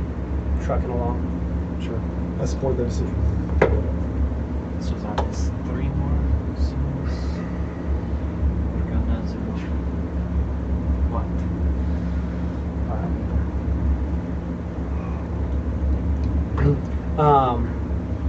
Defiant. Do you guys want to do Defiant Sails on this ship to give disadvantage from ranged attacks against it? Sounds kind of nice. Defiant sales times 2. 4. That leaves you with 4 more upgrades.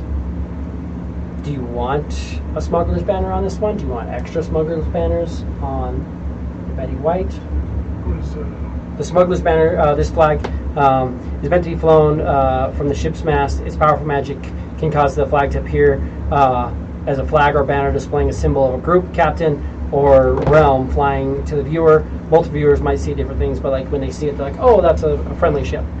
In addition, the banner's true power is its ability to aid the ship in making a rapid escape. As an action, the ship and all friendly creatures aboard it teleport 3 miles to a known destination of the captain's choice. Hostile creatures aboard the ship don't move with the ship and fall into the water or into the space. Once this item is used to teleport, it can't teleport in this way for another 2d6 days. So you guys already have the smuggler's propellers. Basically, they're in. That was also a reason why it was taking so long too, is because you guys are like, oh cool, we can get a banner. Can you tie it into the propellers and make it to where the propellers move and also can teleport us? And I'm like, well, we can, but we've got to make some of that. So I believe, man. They can do it. But so that's good. Here again, 3 miles may not be as big of a situation. But it gets all the asshole off the ship. It also does get all the assholes off the ship. Yes. So depending on where you're at, you go get right near. And then they all just go. You are getting attacked. You push yourself towards a void space zone, and right once you start getting sucked in, you teleport 3 miles away. Just outside of that, all the assholes then get sucked into void space. I mean, there's uses for it. Smuggler's banner for your sheep. You want to do a smuggler's banner? Yeah.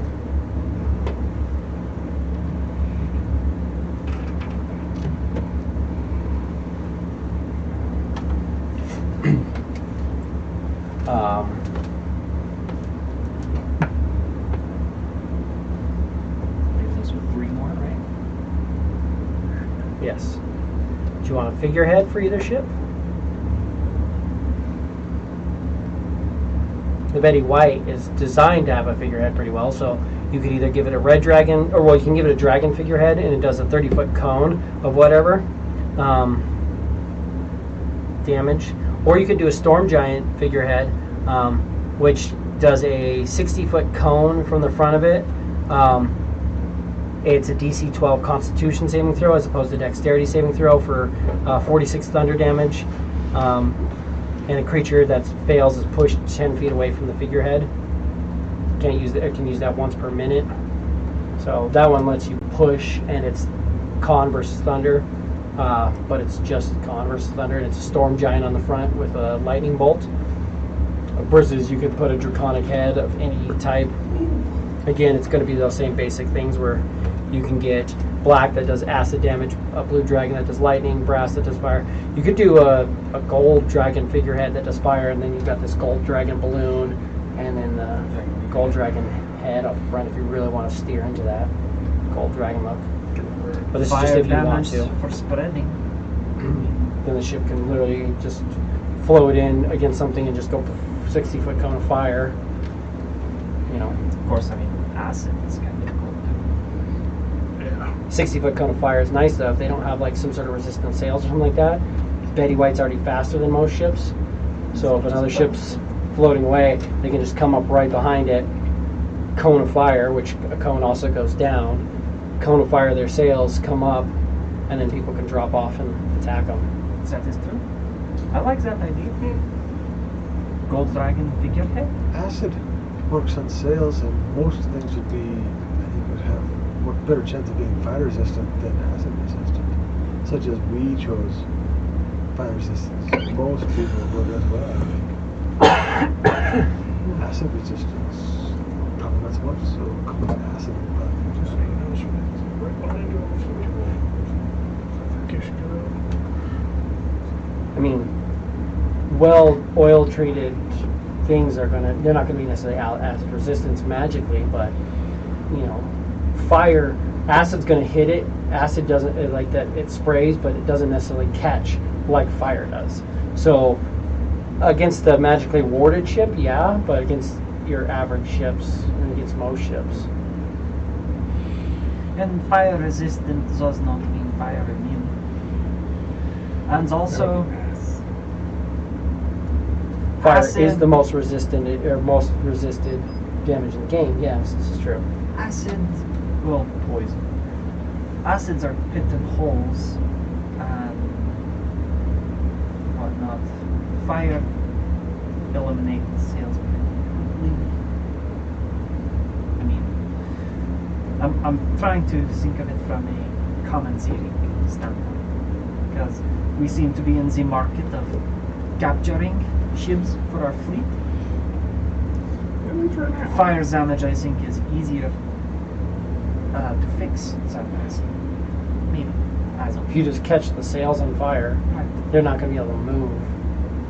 Then you can take the ship. Then hello, this is our ship. We are taking If over. you're trying to make an armada.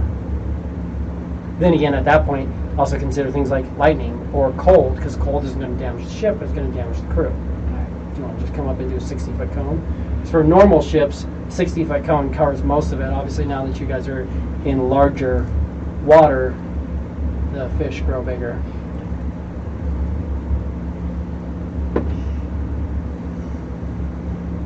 Most of these events.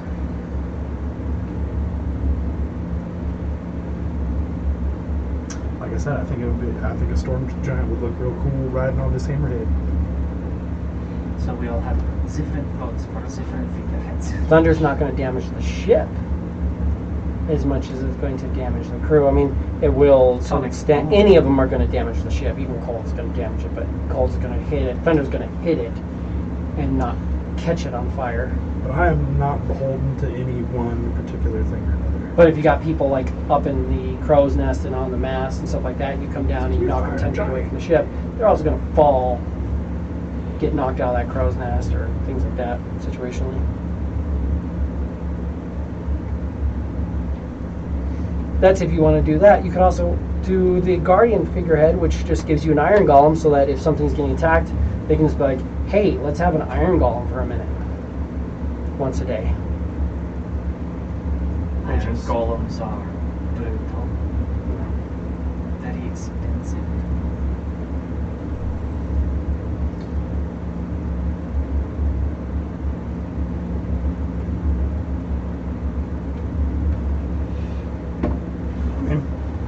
I think an iron golem would look pretty cool riding on a giant hammerhead shark too. And you So can that put the also iron has golem potential. anywhere. You know, he doesn't have to necessarily be directly on the figurehead. That is going to take more time to install. You could install that somewhere on the ship. But they could get you something that would be able to be attached to the ship in a different way. Unique structure. And because, again, this ship is designed for ramming.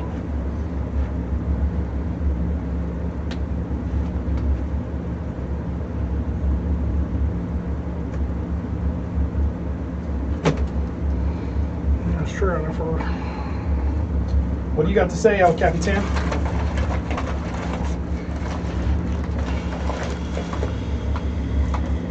We're over here putting stuff on your darn ship. yeah, I apologize. It was a work call. Oh, it's all good. I'm just saying. You're here now. Yeah. no. What you want to do? 3 more upgrades. Upgrading the ship might not be a bad idea because, you know, you saw the thing. You're doing Defiant thing we're in a place. Defiant Shit's Sails, real right now. Smuggler's Banner, Real life. and a teleportation circle right now to the ship. The Betty White, you've added the Bones of Toil, the Dragon Balloon, the Defiant Balloon, and the teleportation circle. So definitely feel free to add more to this ship. Plus, Oh, well. I'd like to put some cannons on it. Glad I'm not at work this week. Cannons on the ship. you can get arcane artillery, so you can get it would be 3 cannons. You can get 3 plus 2 cannons for 1 upgrade, or you can get 3 cannons that have concussive rounds, or 3 cannons that have explosive rounds, or 3 cannons that have grasping rounds. We can spend 2 or 3 on each side. Sorry.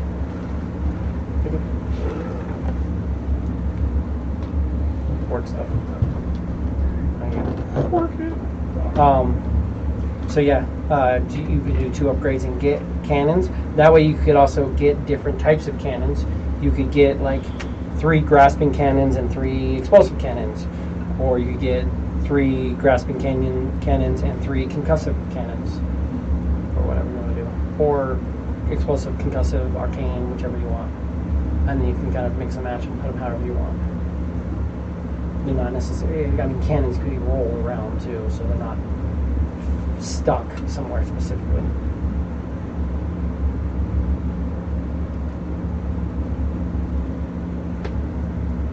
I think a mix would definitely be nice, but I also like the grappling cannons. I think those are cool. Grasping rounds, this weapon creates spectral chains that trail after the shots, restraining enemy vessels with their grasp. When a weapon hits a ship, that vehicle must make a DC 14 strength saving throw, or it can't move away from the attacker.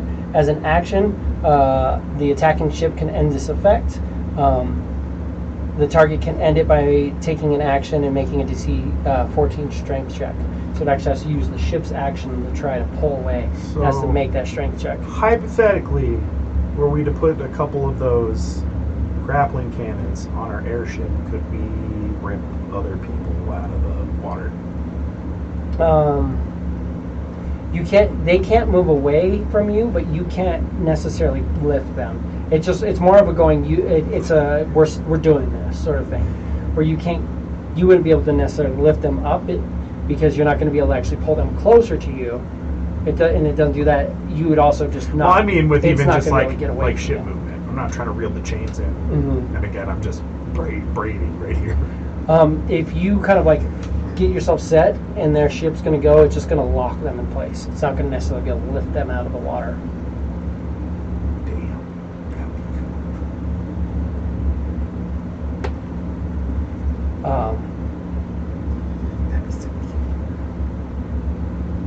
But I mean, it just goes through because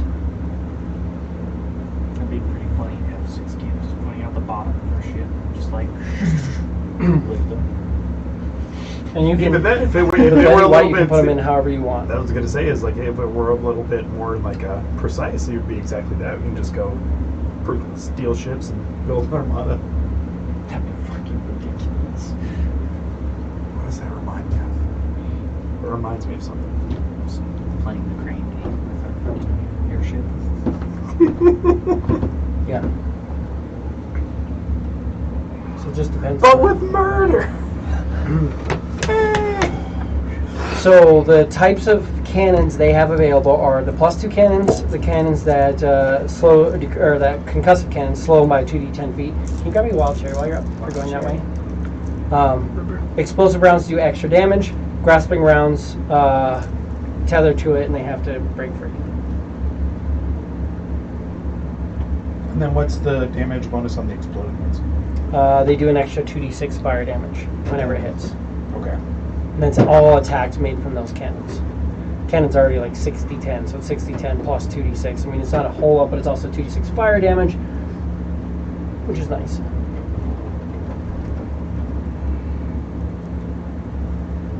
And it's just the 3 cannons. You get 3 cannons with Okay. one of those options. You guys can do however you want to mix it up. Thanks. Arcane artillery is nice because it increases your chance of just hitting in general. Concussive rounds are going to help you get away because you blast somebody with that to reduce their speed and then you teleport away. And they're going to take off slower and then go through. So I mean, it's just one of those things. You can separate the distance on them and then blink away. Explosive rounds are good because it just does more damage. Grasping rounds are great if you guys are trying to do piracy.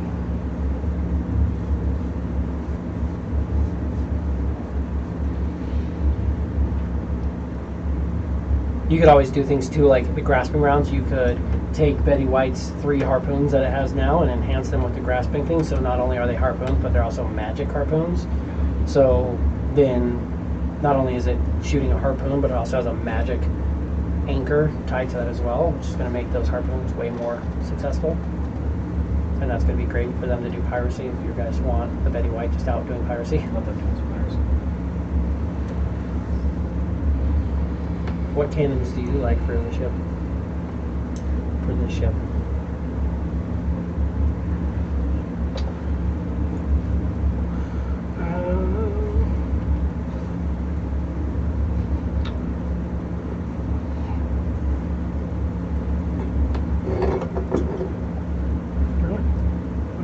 10% off that other too. So he's like, I'm the most important thing there is. Calm down. Really? Sways, calm down. He's like, no. It's like, you should know better than to have cans within reach of my tail. You guys could get 6 cannons and reinforce the ballista, or I mean the harpoon guns on Betty White. And that's the last 3 upgrades you have. You can decide on a figurehead at some other later time. Figurehead's going to take more time as well. Be more difficult. Unless you do want to do a figurehead on the ship, and that gives you an iron golem. It'd have to be attached somewhere, which is doable. Just takes some time to attach it, but you have a bosun who's capable of attaching it. That's going to give you an iron golem for a minute, which is a good amount of time. If there was an iron golem before, when you guys took over, and they could have just like summoned an iron golem, Oh, fuck you guys would have been dead. Yeah. And they would have been able to defend their ship, but they didn't have that. So there's that too. Makes a big difference. I'm cool with the golem.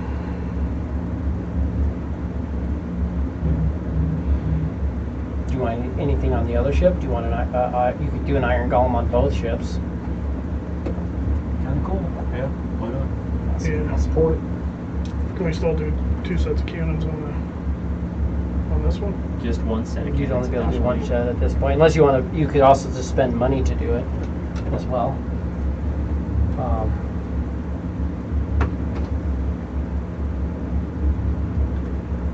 Iron golem on each.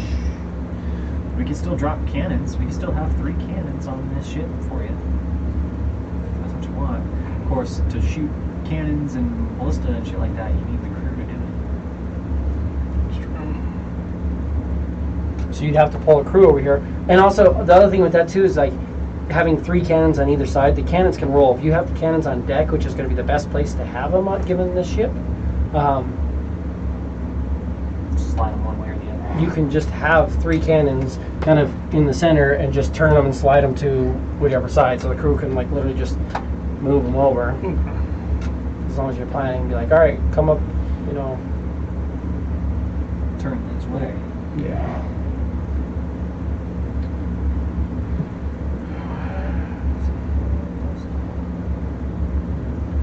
Yeah, I'm cool with just the 3.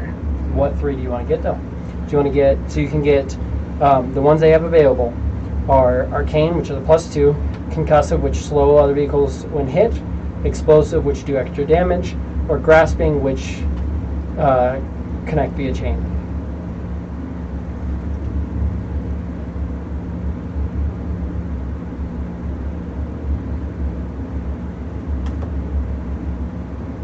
I'm cool with concussive. Slow down other ships. That works if you're trying to get away. That works if you're trying to get on top of them.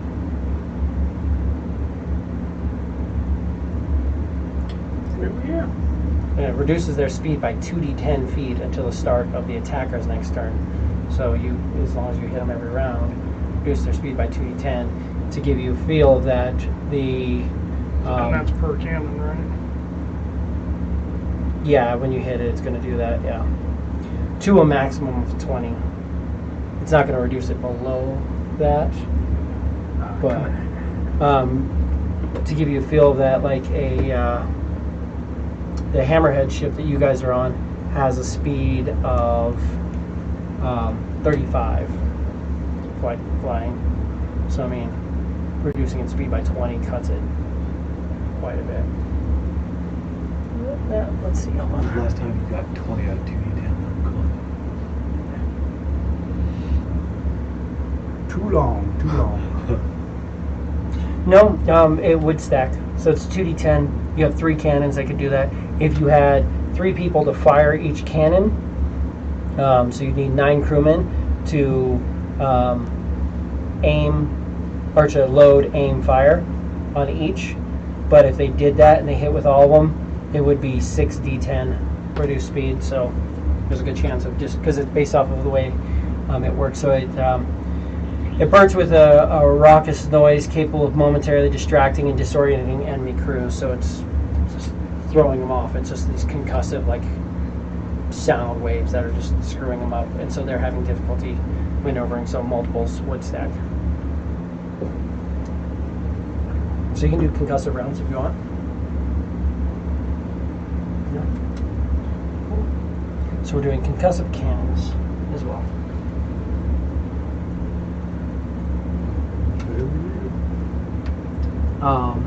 How do we feel about the number of plane shifts and the number of teleportation discs you guys have? Do you guys want to give more? How do you want to play that out?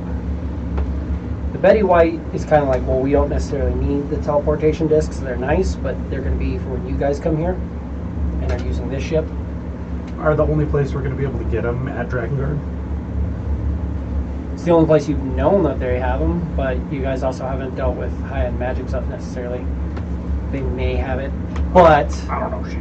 here's the thing, though, what you have to realize is that these magical tablets have to be made by a wizard or by a crafter who can cast the teleportation circle, who also knows your teleportation circle.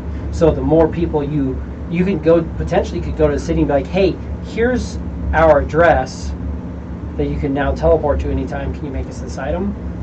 And then at that point, they can teleport to you anytime they want. Or just give it away like it's fucking candy. Yeah. Or somebody comes up and, then some muscle looking for you guys comes up and starts throwing that wizard around. He's like, I'll teleport you there. Stop hitting me.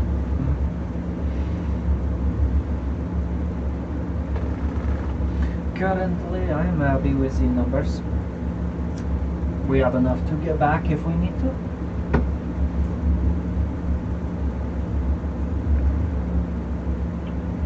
You also have, so that we have the upgrades lined up. If you guys are happy with that, it's a circle for each ship. Defiant Sails for this ship. Defiant Balloon for the other one. Gold Dragon Balloon for them. Smuggler's Banner for this one. Guardian Figurehead for both. Concussive Cannons for this one. Bones of Toil for Betty White. So they can start getting that all set up.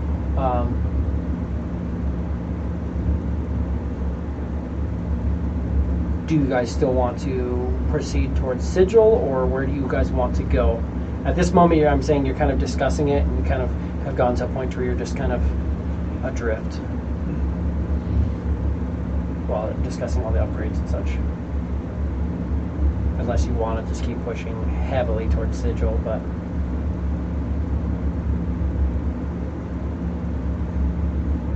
Well, Captain, you wanted your ship. Here we are, in the astral sea. Plenty of space to do whatever we please. We have a goal already on the material plane, without any other goal in the astral sea other than getting this ship to the material plane. I think a goal here is to go to Alamad.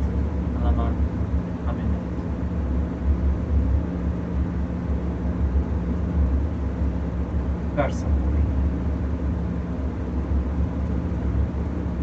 it could be a benefit to me personally, just flat out honesty, but also air supply is probably nice, just in case. And who knows, we might have something there that could bring us to the material plane as well. Less skulls, also. Give me a perception check. Hey, everybody. All of the bodies. All bodies. 11.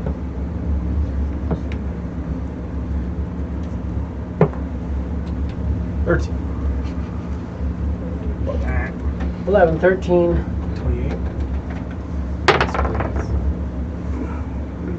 Perception, you rolled a 19. What was that? That's What is that? That's a roll that you a made? roll. If only you had a dice tray, keep them I know, right? I have a cat, okay? I I think the cat has you. 19. I think so. So that should give you, 30. so 30, 28. So you guys don't notice, but the two of you guys will notice there is a red glow that kind of flashes across the ship as you guys are drifting. You are currently navigating through void space. Should get the fuck out of void space. Well, you were, in theory, where did you want to push into open space? Do you want to push into Remember, wild open space space? has more skulls than void space Or do you does. want to? Void What is space it? was the slow and steady Oh. Void space is that you Oh, wanted to do. okay, yeah, okay. You can get there a little bit faster by just touching into wild space a little bit. Like, you could go very slowly through void space and like get there, or you can get there quickly through open space.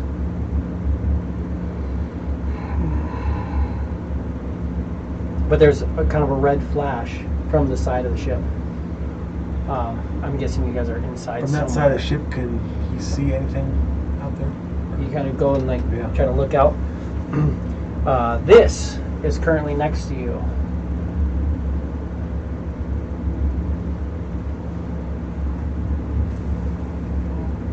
Who's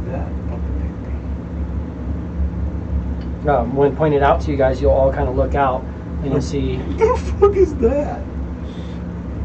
this is off to the side of the ship. Is it a freaking ship? think We so. going It is a eyeballs ship. this? Going up Ship. to deck.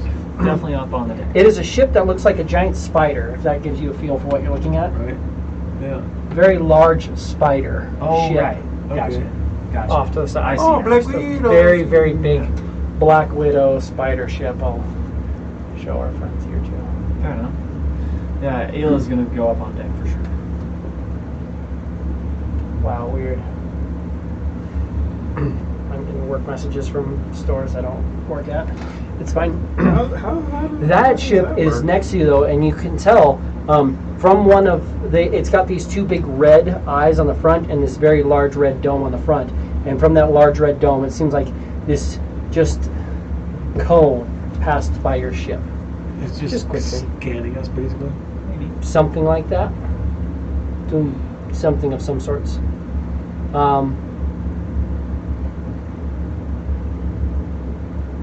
And it's just kind of next to you.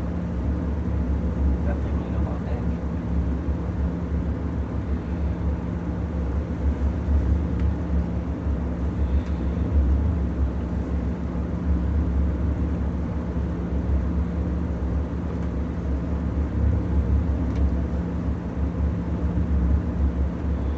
Captain, we might have company. Of course. You're noticing there's a couple people showing up on top of their deck. They do have a deck that has some ballistas and a mangalel, but they seem to be not manned right now. And you're seeing there are a couple of drow that are out. What's a spider ship? Buddha Pumpkin Tunk.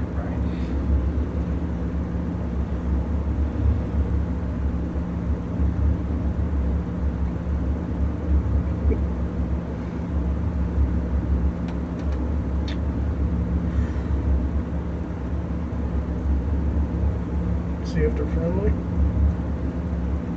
How do you want to do that?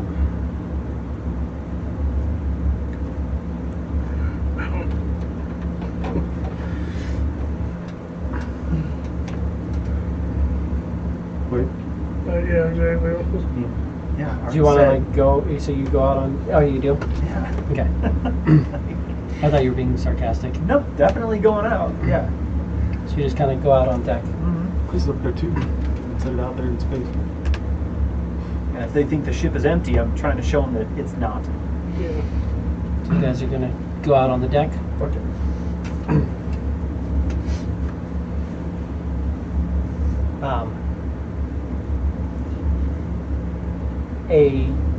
You'll see that the ship kind of slowly drifts closer to you guys, and you can tell like you're at the point where your bubbles kind of connect a little bit.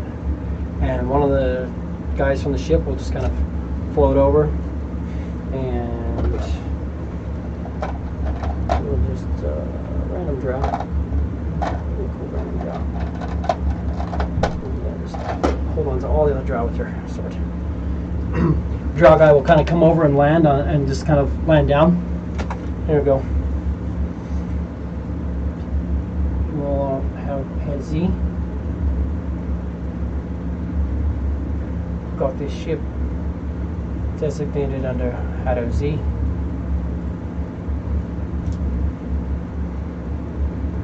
How does he give it to us? Fair? Fair?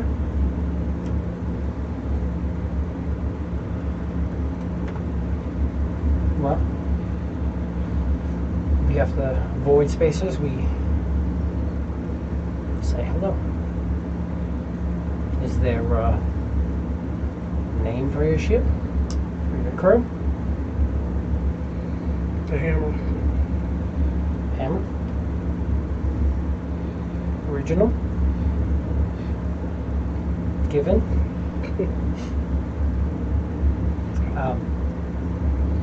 Well, Hammer crew. You know the rules. Doing the different sections. So stick to it. Should be fine. Can you give me a quick refresher on that? Haven't been out here very long. You guys just new to space. Just got this ship. Seems lucky. Well, wild space is illegal to travel through, according to the Tel Saldarine. It's an outlaw space run by pirates and bandits and all that. But obviously, we don't always. We all agree with that.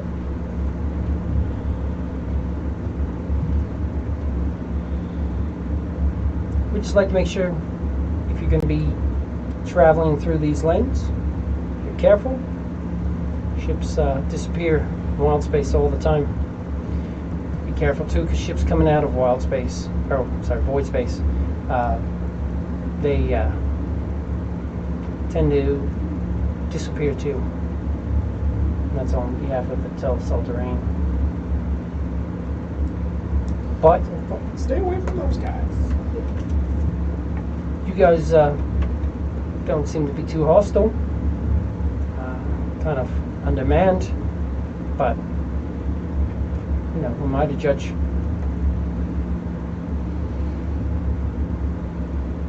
If you need anything, send out information. Let us know.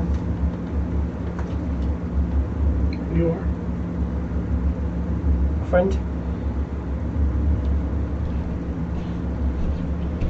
Void Harbor is always a nice place this time of year. Just gotta, watch it just float off and float back towards the other ship.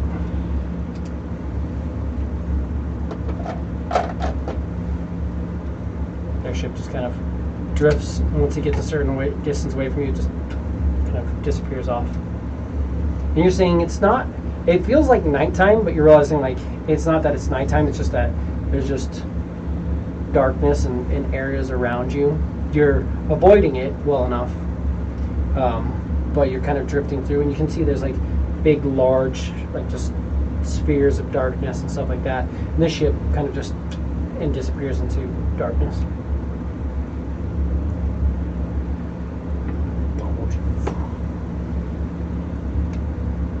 Putting a lot of faith into space, strangers. No. Don't want to start a war too early. Nose out, but also, showing how green we are to space. We also were less than worried about that a little while ago. At this point, you're realizing that you're kind of just adrift in void space, depending on what you guys want to do. Do you know where you want to go, or how you want to play this? Yeah, we'll go check out your unmanned in the second that thing. Alamat, Amunet. It technically should be Amunet. I just, for some reason, fucked it up. Just had a brain on it. Just a brain moment. I even looked at the first two words I made. Well, I chose the word specifically and changed it around Because we're so trying to that get it that all alliteration. like felt right, and then I just wrote the wrong thing on the paper last minute. Alamas. Yeah, that place. Perfect. So to travel there, you can get a good way there, traveling through void space. Again, it's going to take a little bit longer. You can get there the fastest route traveling through wild space. Primarily, you're going to go through a little bit of void space, a little bit of open space, mostly wild space. And then you can get there kind of in between, seems to be relatively straight route if you go through open space. Well, now I've got them. I suppose that is your comfort level. Again, we don't know what we're getting ourselves into.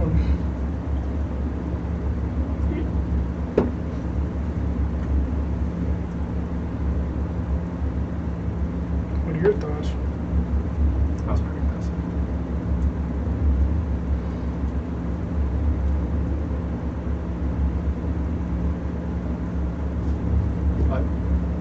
I'm okay with it. Okay with all of them? Okay with one of them?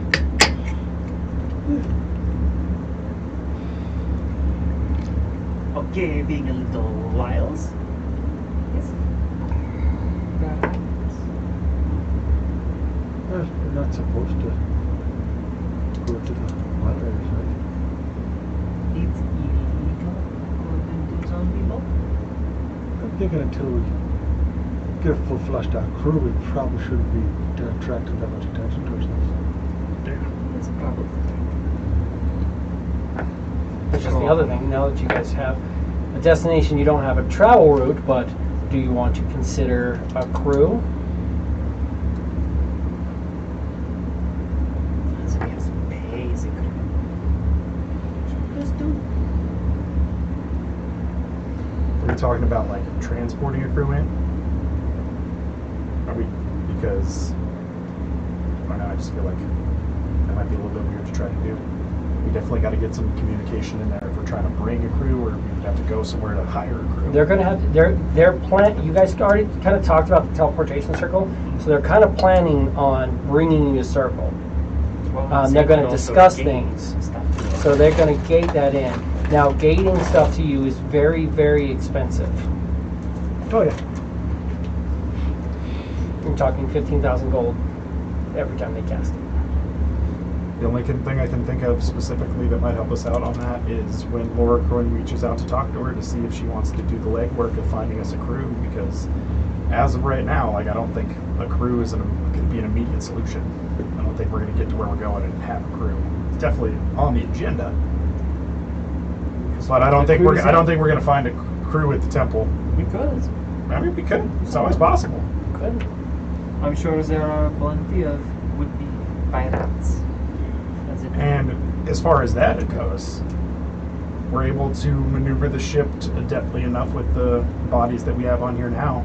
I say we get going swiftly, and we're definitely going to have some adventures along the way, whether we seek them out or not. It's the way we like it. It's the way I like And it. even then, the more exploring we do, the closer we get back to figuring out how to get this ship back to our own realm, or whatever it is that we want to do either way. Because once we get our teleportation circle set up, there's no necessary reason, I suppose.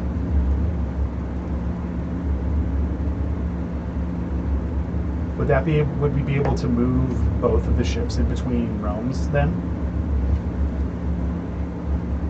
Can you move ships between realms? I don't know. You guys aren't even sure if you necessarily can do that. It just kind of depends on I know. how it works. And it's hard to necessarily say. this ship has a flight speed given its situation. The way you're looking at it, you're thinking it could be built and it could be set to travel through water. It might need to be reinforced a little bit to travel through water. It could get screwed up depending on how you bring it into certain gravity positions, stuff like that. It's hard to say for sure.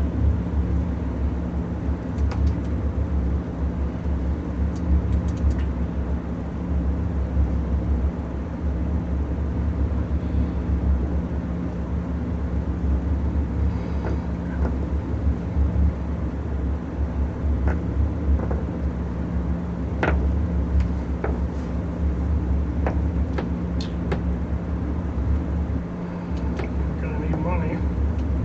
We're gonna hire a crew. You got some. So we got a little bit of change from what we commandeered from this ship and the other one. Between what we've gotten since we got here is 100 platinum and 200 gold. That doesn't. I don't think that's going to go very far. No. It's always nice when you get it, but then somebody tells you how much something costs you to go. Inflation's a bitch.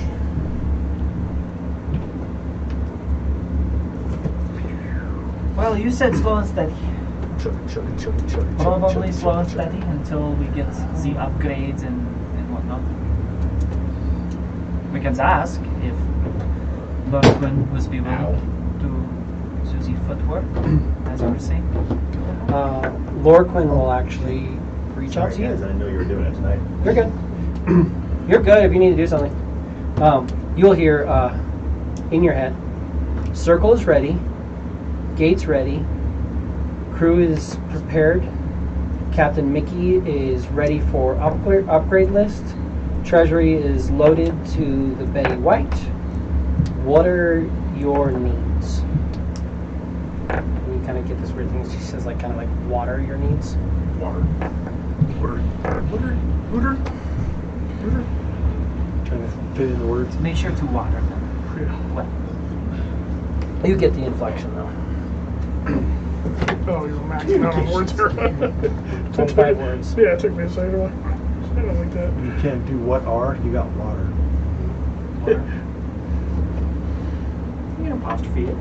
Conjunction. Water Yupta. What are you up to? Water, Go? Water, yup. It's two Go? words. That's one word. Where?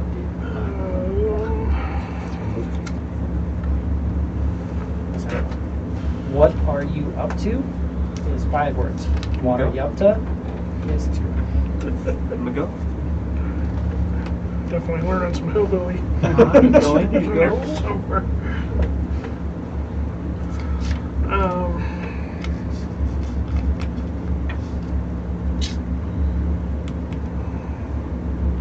So I relayed what you said to you guys. So, circle is ready, gates ready, crew is prepared, Captain Mickey is ready for upgrade list, treasury is loaded to the Betty White. What are your needs?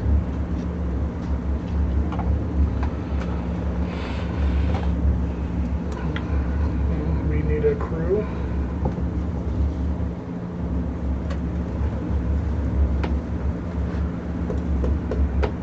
Have we given them the upgrade list? Yeah, give them the upgrade list.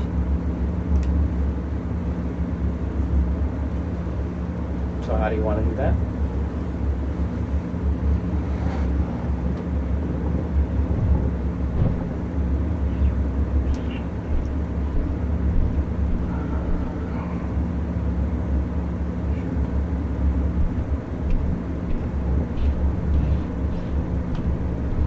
There's 10 things on the upgrade list, right? There's 10 things on the list. The 2 circles were already kind of established, Okay. so 8 more. So, Takes 8 words to Yeah. list the ship upgrades. So you could use 9 and say need defiant sails, smuggler's banner, iron golem, gusset cannons.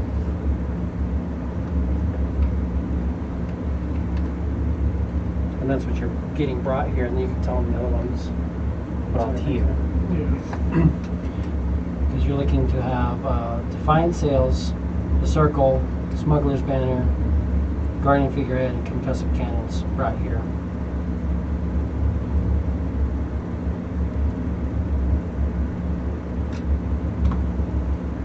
Golem.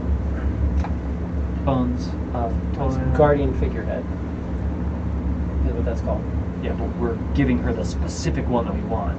If we say Iron Golem, they But that's what a probably guardian assume figurehead the guardian is. figurehead. Oh yeah. Well, a guardian, Guardian figurehead. figurehead turns into an iron. Oh, That's the okay, one. okay. That's what it's. I thought there were magic is different called. kinds. No, no, no. Okay, The other ones are draconic figureheads or the gotcha. Okay, storm guardian. figureheads. Gotcha. Guardian figurehead. Cool. Okay. What is it? Yeah. It's guardian figurehead. guardian figurehead, dragon figurehead, or storm giant figurehead are the ones that you guys know of. And the gold dragon scale sails. That you could always just give them a list when they go through, but that's right. this is the stuff that you need. Yeah. Have list for that anyway.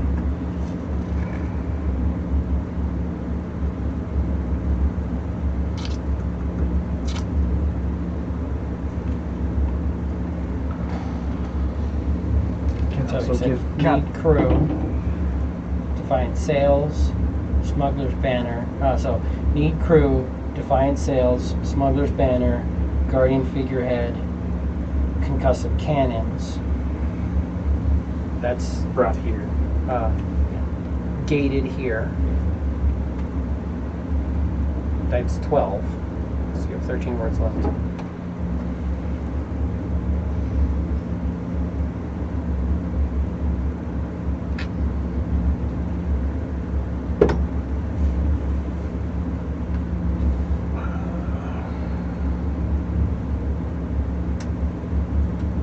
Can you look into a crew there for here? That'll give you 5 words left because I kind of need crew initially, so we'll take that off. So Oh, that gives you 5 words left. Please and thank you. Bitch. Just so she knows what's spots. Please and thank you, bitch. Zoltan's. Just miss. She'll message back. I will prepare that list. I will look for crew. Should I pay them from treasury?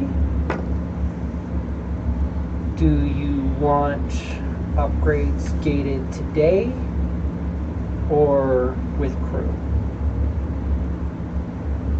With crew. With crew.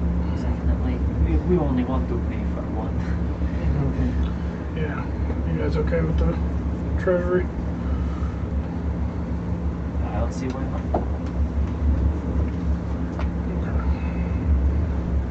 Quiz. Come over. Yeah, it's just Building an armada over here. cool. Yeah. So buttons.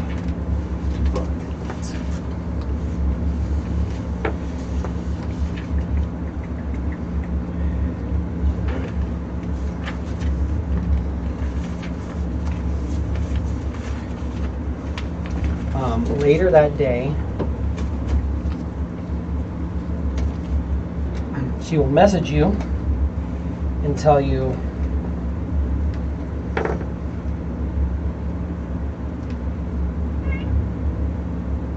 Good. Okay. she will message you and tell you Let's wait till it's lower. looked into crews, gauged interest,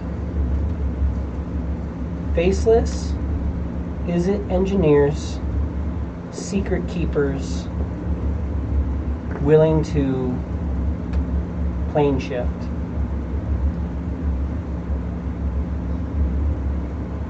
Can buy their services.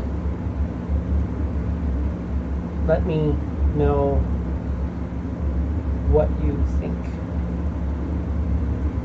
Bitch.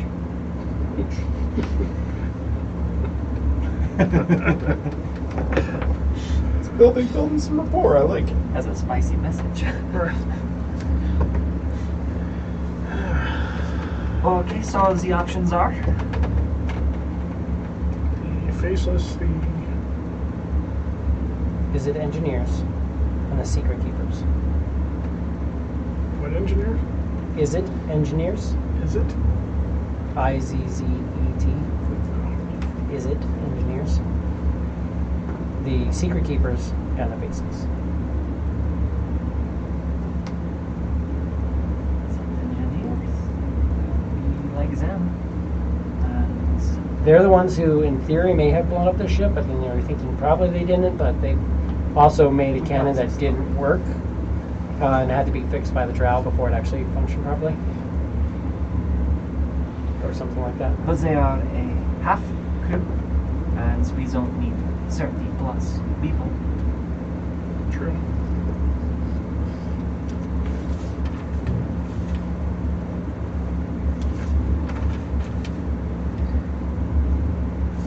The secret keepers are looking for an artifact somewhere on the material plane in theory. I think. Paint on the canvas. Found it. That was her name.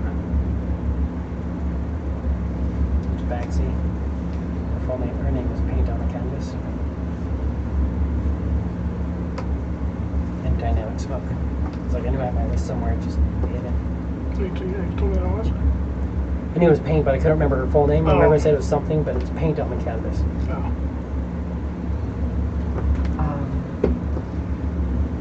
So faceless are definitely sneaky piratey. Not sure how useful they would be out here. The Faceless? Well,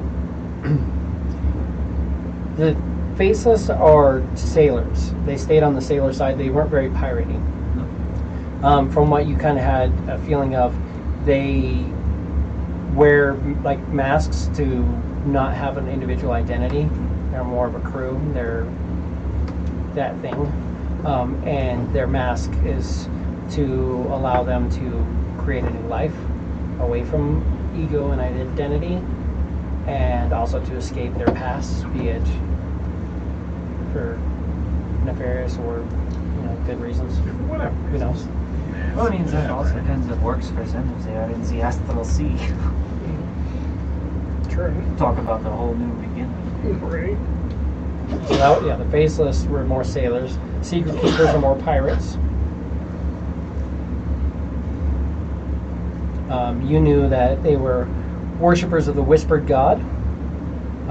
26 crewmen.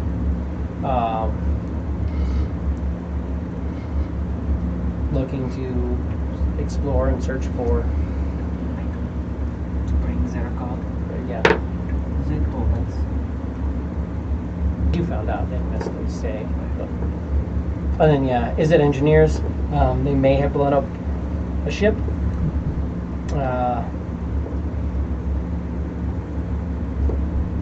They definitely focused too much on trying to upgrade their ship as opposed to actually just pilot it, is what you guys were told. You found that some of that was they may have, or they built that cannon that the Heartbreaker had, or sorry, the Hellraiser had.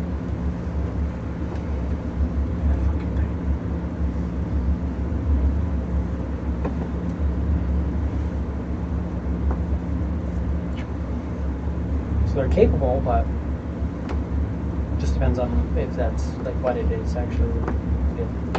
Plus, it's 13 members, which gets you what you have now, not including the cannons right now. 22 people just to man your weaponry, if that's what you wanted. Because it's 5, 10, 11, 12, 13, 14, 15, 16, 17, 18, 19, 20, 21, 22. So, maybe then they're faceless? Yeah. Your numbers? But that also comes down to what is it engineers where they're at too. If they're capable, they may be capable of upgrading your weapons to where it doesn't require as many people to fire them. They have little orbs that help them do things or so on. There's 13 crew members, and then there are like orbs that move around with them and stuff like that. Who knows what's in? Those are the two I'm between. Is that universal? It sounds good to me. Sounds very good to me. Captain? Zero preference. Faceless. It's faceless. So see the engineers. I tried talking to the faceless once. Didn't get a good vibe from them. It's just basically all role-playing shit. You guys didn't look into the faceless at all. You never did. He just told you guys not to look Not to into it worry because he about didn't it. trust them. Don't even worry. It's fine. Then again, I think that was the day that you guys were all looking into the Is It Engineers, and he was like, And "Cool." also like, I went and did this other thing Yeah. instead. I was busy. Doing stuff. I was doing stuff and being busy. Doing stuff that was important stuff. While So doing you don't stuff. necessarily know much about the faceless. You guys know almost nothing about them, except for he has a weird vibe. You know that they were probably sailors, and they wear masks to hide their pasts, or to let them hide who they are.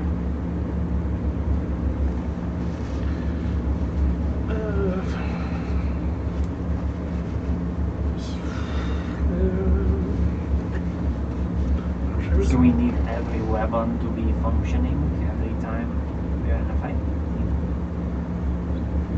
Maybe at some point we can acquire Peak efficiencies. more. You can't do better than peak efficiency. But I mean, if you're gonna have a whole bunch of cannon that are sitting around, there's not enough people to run. Why bother having a cannon? in theory they are spellcasters, they are resourceful, they have capability to cause more damage on their own. They might be able to. Well, even just the visual isn't more intimidating because right now they don't see shit. We don't show any kids. Well, once the cannon's on the deck, they'll kind of show. Oh, that's what I'm saying. Yeah. Is even if we don't necessarily have the power to run them all the time, like they're there and people can see them now. And it's not like oh, we're running up on an unarmed ship. Like oh no, they have a bunch of cannons and some manuals and what's the Because have more people below Zach as they cannot see. they have no idea about any of that.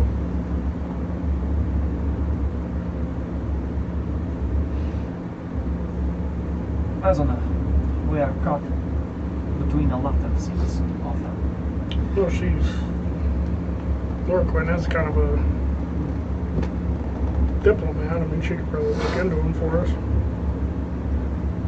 Ask her for her opinion. Have you? Oh, excuse me. Oh, shit. Have you, or do you know anything of the Faceless or the engineers?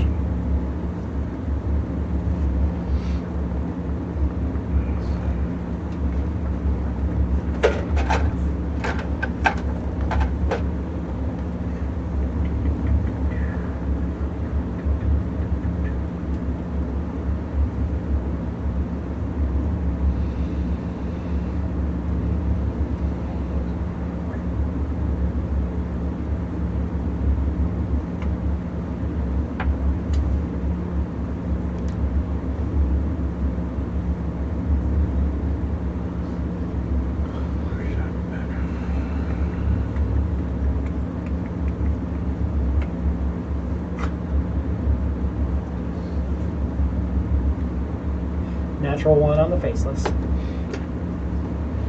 Cool guys. Oh, fuck, of course. Still mysterious.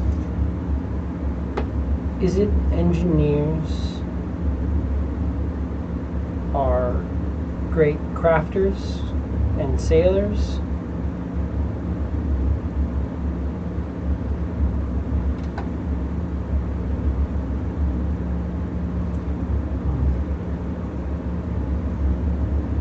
Great at upgrading ships, not the best in battle.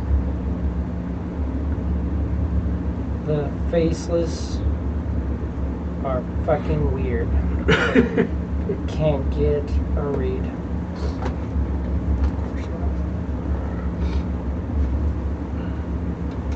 Paying for half a crew is good on the bucket. And when your diplomat says the other one's fucking weird, well, I could take her. Take her. Find someone one. I trust. Is that enough, I suppose? I mean, she failed, so she got a total failure because it's just one person. So same exact position where you were because you failed, and then it was total failure basically. Shit.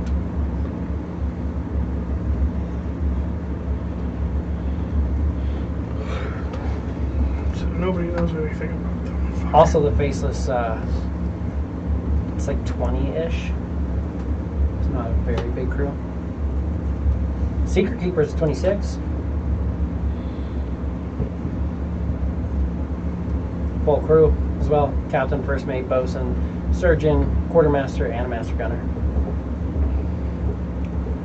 I think they're mislabeled. They're not actually secret keepers, they're more information exchangers. Oh, they didn't tell you guys anything important.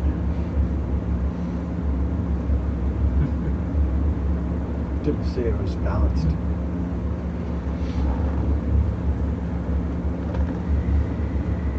What do we know of the secret keepers? They're worshippers of the Whispered God. There's 26 of them. They have a captain, first mate, bosun, surgeon, quartermaster, and master gunner. They all seem to have very minor training, potentially in magics. And they are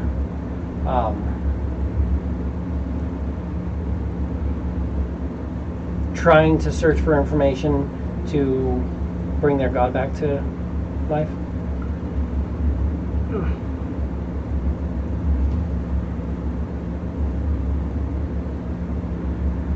Relay that to you guys. Well, no, that's We what already you know that. They Oh, know. this one we that's know. What, yeah, that's Okay. what you guys all know. You guys actually searched them and got a total success on them.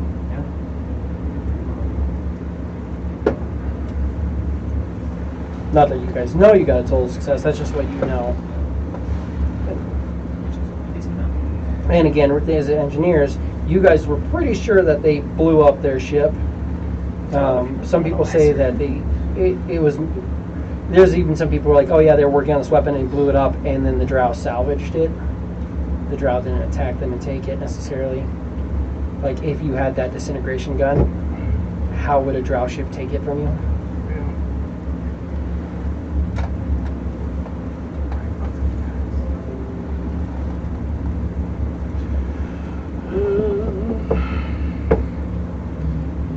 The other crews, yeah, just don't seem to really be interested in just randomly plane shifting and Cheekings. doing that. But So what? Void space travel until we get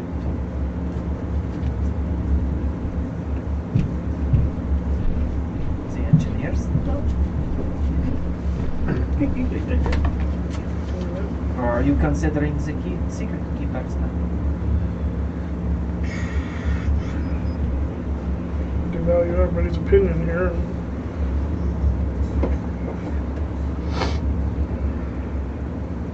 You know, we really need people that are going to defend the ship. because the engineers aren't necessarily the best in combat, but they also really are good at all the capable other of stuff. upgrading the shit out of the ship so that maybe the ship doesn't, they don't need to be as good in combat. That's also kind of what got them fucked in the first place. that we know of, yeah.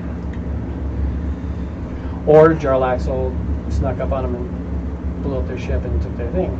I don't like the hard to say secret which it is. keepers because they know too much about me personally. But it is your ship, Captain, and if you need bodies and you need people to defend it, If the engineers can upgrade the ship, that's always a bonus. Like Chris said, if they upgrade the ship good enough, we might not need to fight. is it engineers I think would be smart enough if they were knocked off of the ship to be able to return? Anybody can. Once you acclimate to being out in space, you can move better. Sure. What do you think? Because Golrak has the ability to move at 45 feet and around. Not 0, but he was inacclimated. Because it's your intelligence score, not your intelligence modifier. Is it? It is the score. 5 times your score, not your modifier. Okay. It's like one of the fucking 2 places where you use your ability score, not the modifier. The modifier, yeah. So when I wasn't necessarily ready for everybody to just get thrown into into the astral sea, I wasn't ready. So Still you makes have to sense. acclimate Right. after a few long rests, or after you've been there and acclimated once, then you move faster. You just have to get into a feel for how it works. That's pretty good to me because that's better than my walking speed. It's 5 times your intelligence. Yeah. You're in space. But yeah, I mean, they all would probably move faster if that is the case. I think it's effective. They all use their minds. Must be smart at what they do. I think. Damn, I can move 70 feet. If that's the case. 60. Kind of worked out because he drifted a little bit, but all those drow who were surprised also just sat there and died as opposed to just going and then shooting you guys to death. So it kind of all worked. Because that would have been a lot different.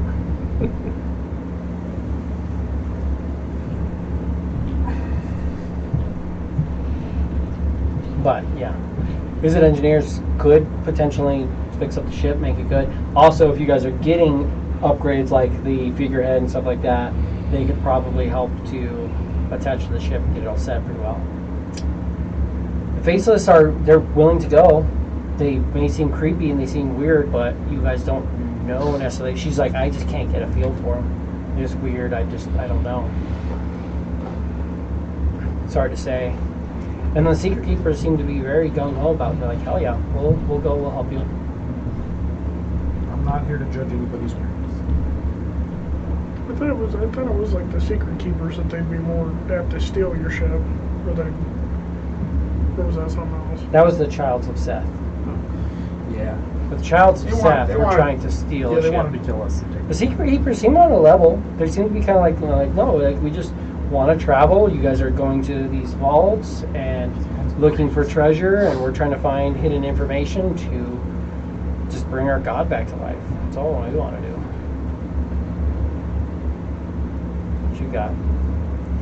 You know that they bought up books. They try to gather as much information as they can, and they view secrets as currency, information as a currency.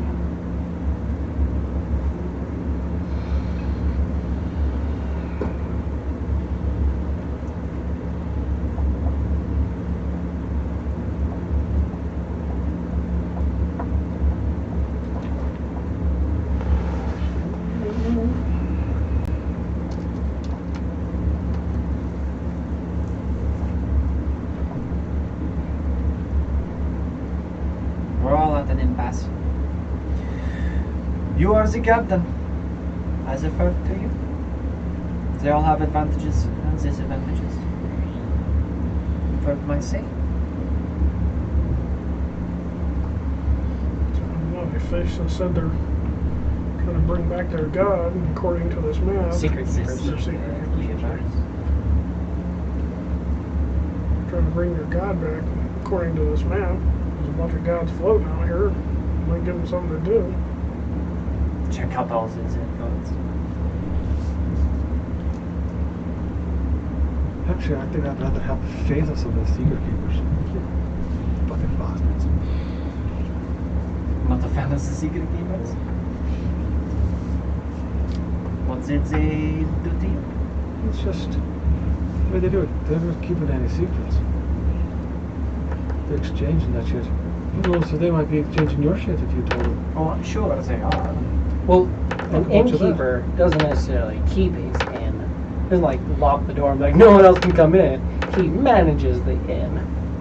Still an innkeeper. They still have the secrets. They don't lose it when they share them. It's true. But then they're not really fucking secrets, are they? Depends. Not everybody knows.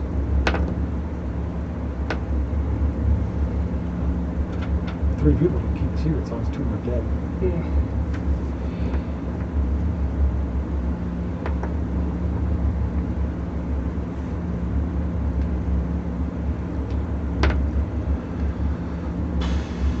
He's basically saying he's going to kill the three of you. Pretty sure it's what Quiz is saying. There's four of us. Don't know any of your secrets. I know nothing. Any secrets you have been stolen from your corpse.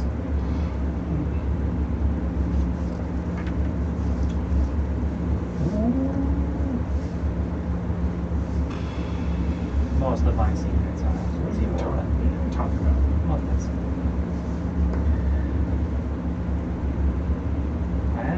Well then.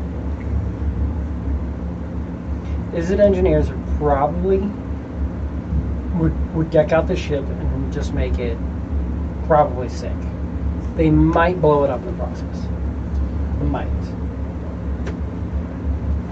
The Secret Keepers have tons of books and knowledge and information, access to magic amongst all of them. They'd probably defend the ship better than what you know. But along the way, they might try to, raise an evil god of undead.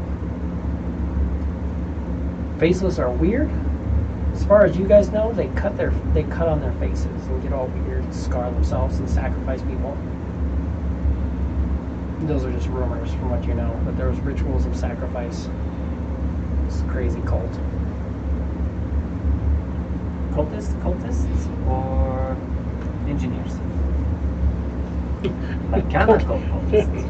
The Cultist, Secret cultist, Keepers, or you absolutely know, are who gives a cultists. Faceless are rumored to be like kind of crazy cultists because they have to be in a cult because they all wear the same mask and they just are weird. I mean, it does sound like a cult. Reasonable assumption? It's also a background. Right.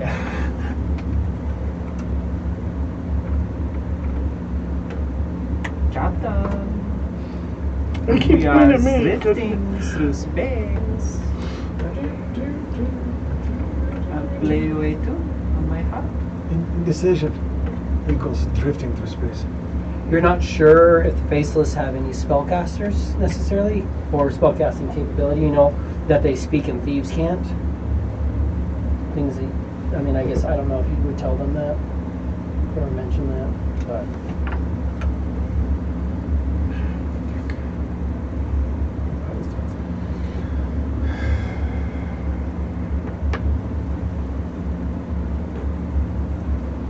Faceless one?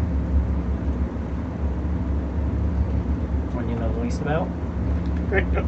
I mean, if you don't know anything about them, I it's know. the most adventure that you're going to get. We will learn. I'm sure of it. Yeah. But honestly, I don't trust any of them. They are probably my bottom three of the choices that were on Drakengard Island. Well, the bolts are like, you want us just to go into another realm? That's weird. The Simlic scientists are like, astral? No. We want to be by the normalcy. Mickey couldn't convince him? Sabotage is already doing their own thing. They are counterparts. The noblemen are, to be fair, pretty much afraid. They're like, no, I don't want to do that. Useless. We're going out trying to make a name for ourselves. We're not going to start on the and astral then scene. return home. Yeah. We're not going to just leave that. Just leave this world. Right. The failures are, again, they're like, we want to travel around and like see cities and ports and like entertain the world. We can't really do that if we just leave the world. Sure, you can't say it's all the world. The children of Seth are like, you can do it, but probably not a good idea. We didn't like the play. And then the Well, Eternals, let's get them out here so you that we can have, then they kill would them, but it rather also just stay doesn't on the Betty White though. They're happier with that.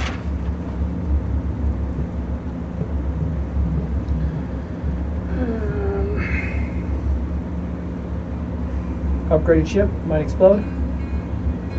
Good warriors might get killed by resurrecting an evil god. Or who knows?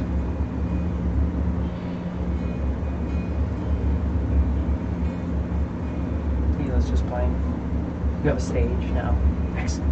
I love that you. This place has. This is literally a saloon. That's what I was going to say. That's what this is. Yeah.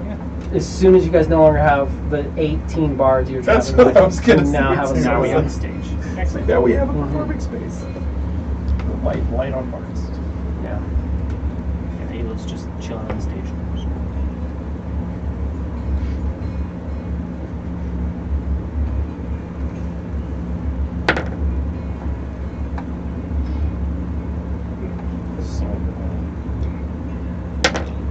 On the roll. Rolling for the signal. You could all just say who you think your top favorite would be and see if anybody doubles or like that, or you could each say your least favorite and see if one of them survives. Kind of for the engineers. Just for the Engineers? ship upgrades. What do you think, Golrak? Engineers, faceless, or secret keepers?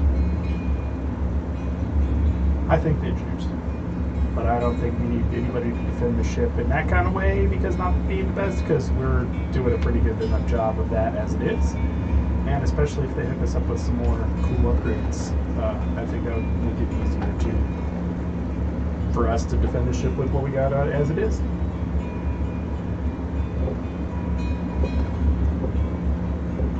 Upgrades would be things like auto-loading cannons and stuff like that, which are good ways to blow up your ship. But yeah, they're willing to do it. I rolled a 1. I'm auto-loading my cannon. Boom!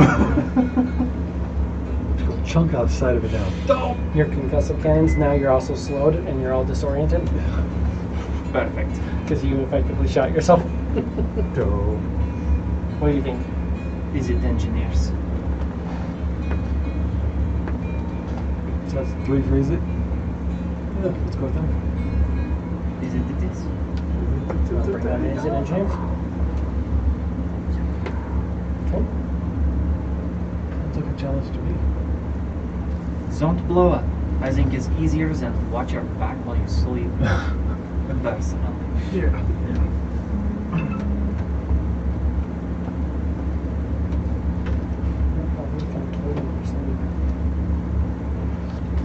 Well, if it's this guy, we're fucked. We know that.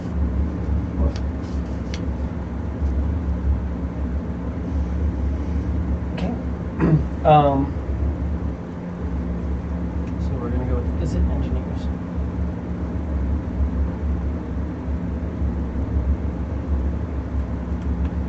Perfect. How many times can I? Currently, I can again. Right? Yep. So she'll message you back. Is it engineers are packed and ready? Fully paid? Upgrades ready? Gate ready? Is there anything else that you guys need?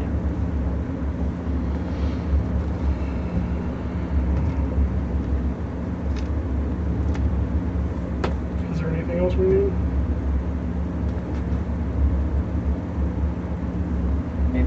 ask her to research into ropes of entanglement and iron bands of Bilardo. These will help us in the capture the crew of the Black Betty when we attempt that goal. We need something a little more physical because squirting is not working. That's something you could always say to her in person too. Right, once the gate. Also, once you open the gate, you can have her sign the book, and that makes Oh, the whole yeah, thing yeah. way easier. Yeah.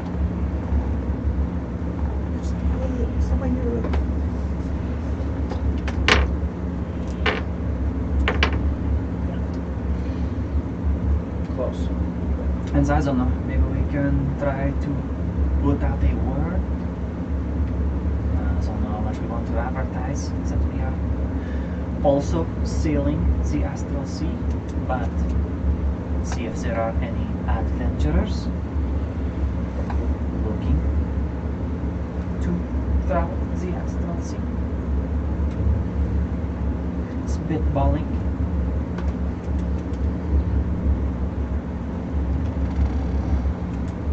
We're already going somewhere where I want to go, so I'm pleased. But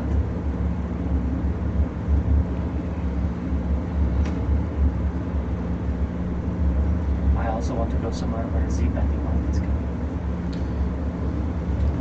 I'm just wandering, so I'm happily going wherever it is that we're going Over right there, I now. think I took my call pencils. There are a few pencils. Okay, cool. Oh, okay.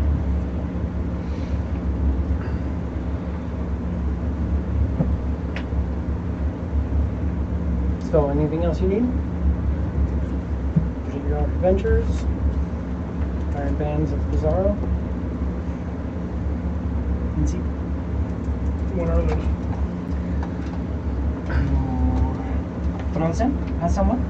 They expand and then they capture.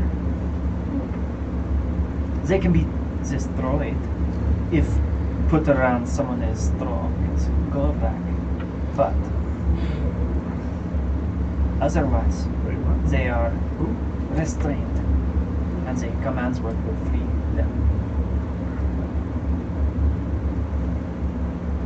Kinds of consumable, but with some smaller members, as a Black Betty, they could be useful. Yeah. Also, you and I can do this thing where we say, "Oh, you're not so strong anymore. I curse you." And then it's more difficult for them to escape.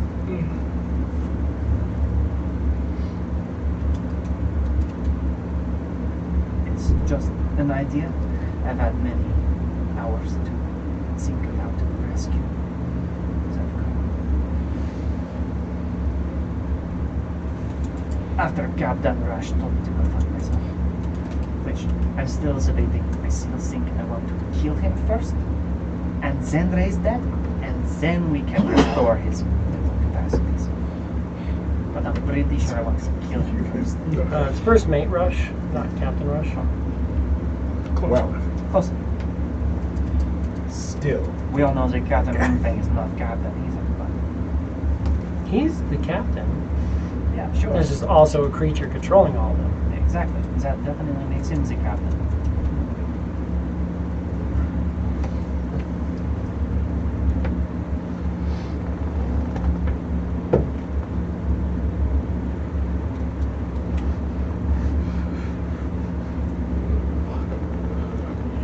Robes of entanglement do a similar thing, but I think they are easier to escape.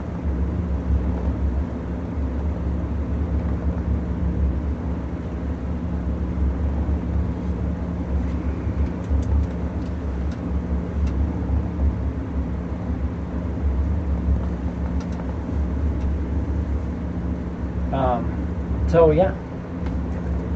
What do you want to reply to her? What 5 words?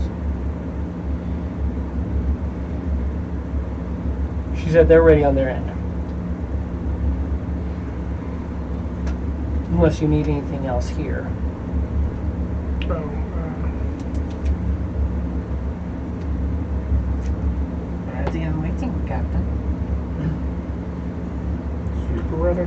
I'm gonna look through the eyes of Seth.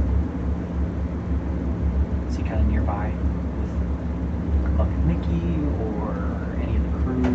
Any of the about to happen? No, he is out Out playing around. playing around in the water for the most part. I might. He's going through and he's like invisibly trying to sneak up on fish and catch them, and he's flying up as high as he can and dropping them to see how they See if they'll react survive the fall to onto the fall, water. how far he has to drop them before like they die on impact. It's fun. It's funny you say that, and I always think I see those videos where they have the planes that fly over and drop all the fish. That's always the first thing I think of is how many of them actually like die, or like right there on impact. Yeah. Yeah. Less than you think. I know, right? It is. Because they did what Sun's doing right now. They Yeah. figure out what their capacity for dropping is. I might step in, brief, and then step back. Remember, you can just bring him back. I know. I can communicate with them once I step through. Let them know. Yeah. So we don't need anything else. All right. I do not. That's all for now. Thank you. Got it. You might want to tell her. You might want to tell her. Yeah, we're ready. Ready? Okay. Because she's just like, that's all we need for now. So, Dot dot dot. so What are we doing again? Yeah. It's the little dots. Just like in the chat. And then actually, it's only 25 words. How long does it take? so yeah, they will open up a gate. When they open up the gate, they bring in the teleportation circle, which you guys can affix wherever you want. They bring in the Defiant sails. They bring in the Guardian figurehead. They bring in the concussive cannons. And some smugglers behind. And smoker's banner. There we go. Yeah. So they bring in the 5 upgrades that you guys set for the ship. They'll discuss what other upgrades you want to make. The crew also comes in. It's 13. 13 is it engineers, and there are 6 orbs as well that are floating around with them. And they will come in and they seem very excited. They kind of come in and start looking around the ship, and they're just like, wow, this is crazy. Some of them are just like awestruck looking out into the astral sea. Shit's just like. Do you want Laura Quinn to sign the book while it's open? Tell you what. Do you want Laura Quinn to sign your book? While, Yeah. So she'll write her name in for you. That way you can communicate with her at will now. And then they'll get going.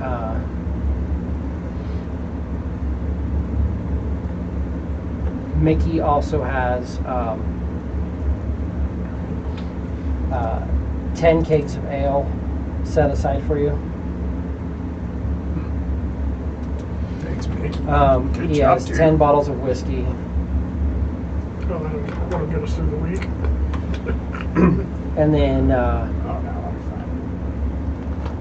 he has 5 healing potions as well. Just basic healing potions. Distribute those.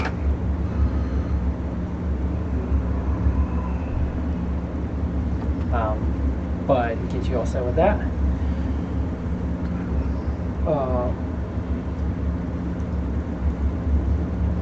Is there anything else you guys need in that minute that things are going through? All the stuff gets through, the crew joins you. Only 1 minute. There's 1 minute, yeah, so it's pretty quick. You can step in and speak to Sutton if you want. Yeah, just telepathic. Listen, I am happy to leave you here. Just fair warning that I will probably go on your assistance in the next few days when we get to where we are going. Bring you into the astral sea. Till then, have fun. I'm ready for the astral sea whenever. You can board here. Oh, awesome. Pop them over. Cool. Okay, it's pretty cool. Yeah.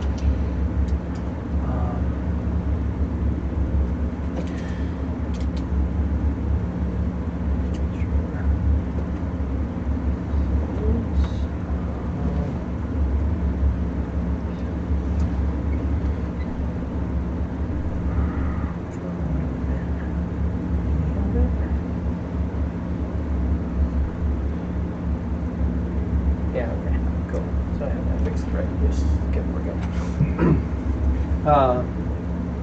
And I'll get it all set up so you guys now have that.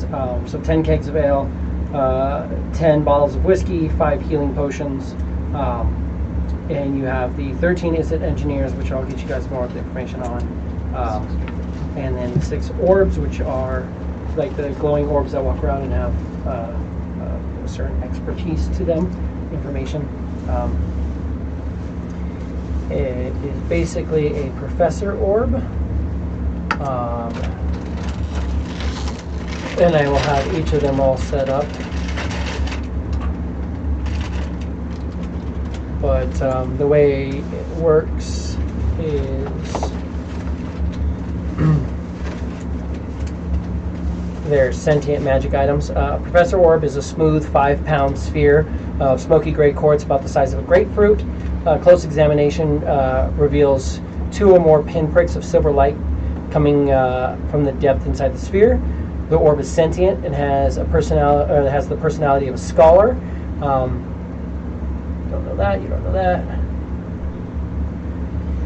The orb speaks, reads, and understands 4 languages. It can see and hear normally out to a range of 60 feet. Unlike most sentient items, the orb has no goals of its own and can initiate conflict with creature in possession of it, so it doesn't like fight you. It doesn't require attunement. The orb has an extensive knowledge of 4 narrow academic subjects. While making an intelligence check to record lore from any of those expertise, the orb has a +9 bonus. In addition, in addition to the knowledge it possesses, the orb can cast a Mage Hand cantrip, which it uses a spell only to teleport itself or to transport itself around. So it just Mage Hands itself, so that's how it's exploding.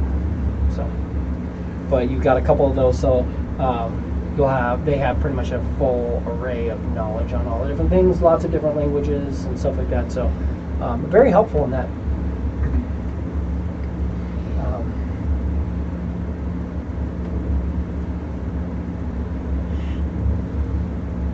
And then there will be a Warforged who will come up to you, and he will tell you, Captain Barrett, we are excited to join you. Is there an immediate goal that we have? Just getting How do you these. spell his name? Barith.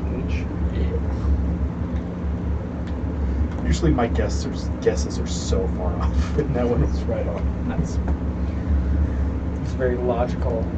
See, that's where I try to like go with these name guesses. A lot of them are and weird it just languages, though, goes way off the rails.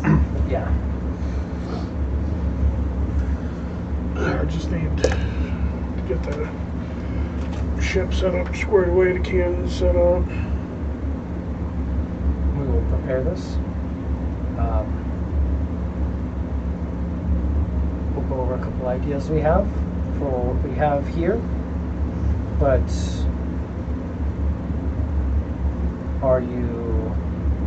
do you have an immediate goal in the astral sea? For the moment, yes. Good. I would simply like to suggest, if at all possible, that we look into venturing to Cog.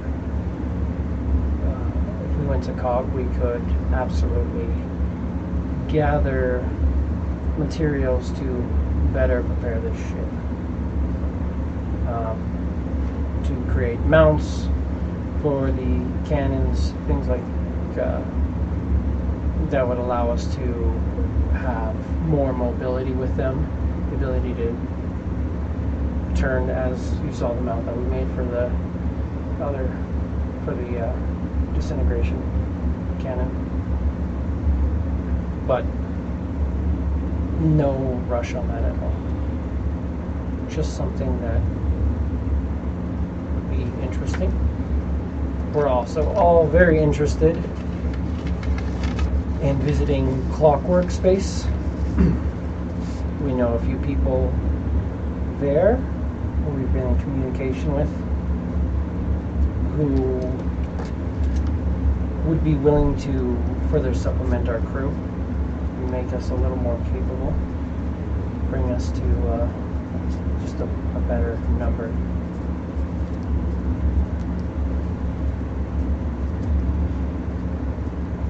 So Makes sense to me. COG for the ship whenever available, and then Planet 3 in the Clockwork Space. Where on the map of Gobbledygook is Cog and Clockwork in In relation to our Remember, first triangle. it may not actually be, because the map doesn't Up, necessarily. down, sideways, through. Well, matter, and then it's like And the way the astral sea works bigness of too, it does things like this. Yeah, you just go where we're going. So I mean, you can. Well, it does just that depend depends. on knowing where we're going? You know where you're going. All you have to do is know where you want to go, and you know how to get there. Well, as far as a place that we've never been before, like how would that work?